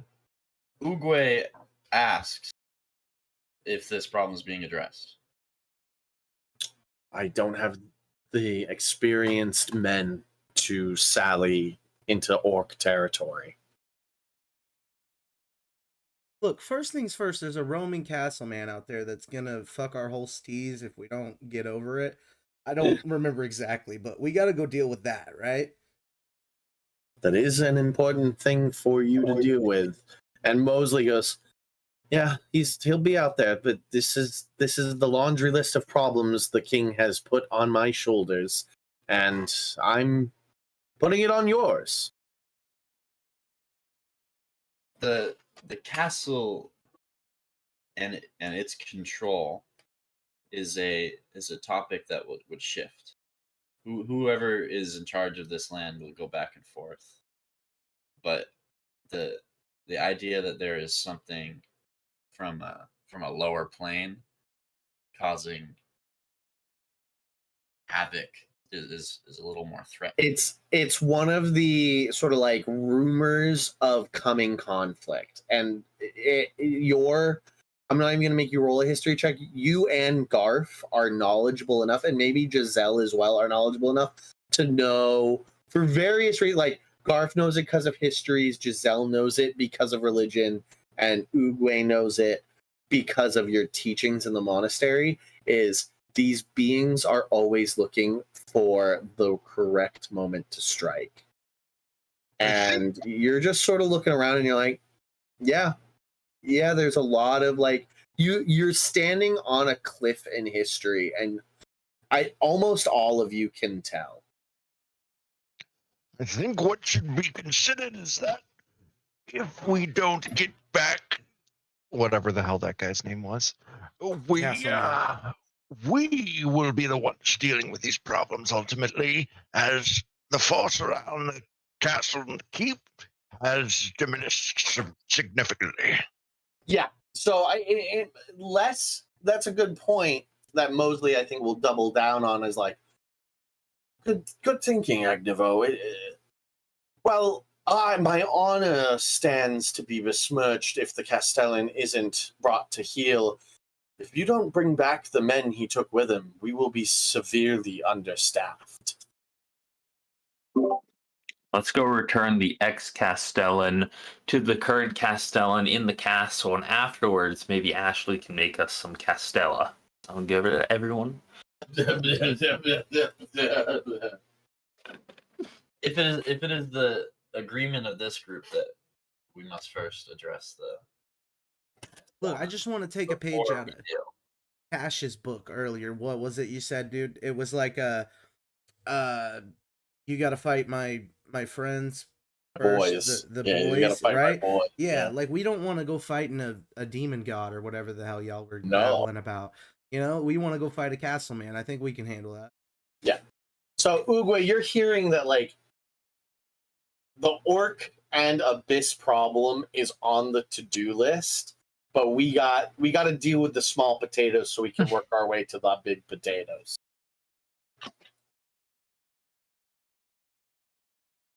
You're a young turtle. You want to go fight the big potatoes. You can't go fight the big potatoes. I am gonna kick your ass one day, Cash. Yeah, good luck. Good luck. I wonder if anybody knows that they're muted. I think he does. He's been pretty good about it. Right. Okay. I think that's where we're gonna end with like the setup of we've got sort of a laundry list. Seems first we want to go after the Castellan and the boys. Got plenty of other things around the keep to deal with. We definitely like gotta send some scouts to them to find out more about like demon corruption in the mountain. Don't forget that in the mountains there's more than just orcs. So like the corruption could be more widespread than just the orcs. There's the elves, there's the lizard folk, whole bunch of stuff around. This was us sitting around a table looking at a map of people we're gonna fight one. Yep. And Yep. it was And nice. kind of coming together and just sort of like, and now we can move as one unit. Now we move together. We all move as one. I'm so excited. Me too. There's so many opportunities to Yeah. kick ass. And none of them's the Underdark. You can't leave. Oh, we'll find it. You I'm bet your ass, dude. Say Dude, about too whatever far this- away. Hopefully it's a relic.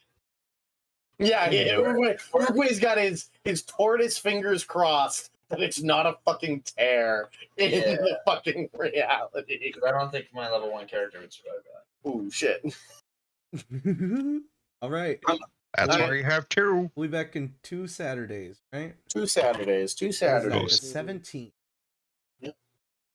Oh, fresh. I will be out of school by then. It was nice to meet everybody. Yeah, it was awesome.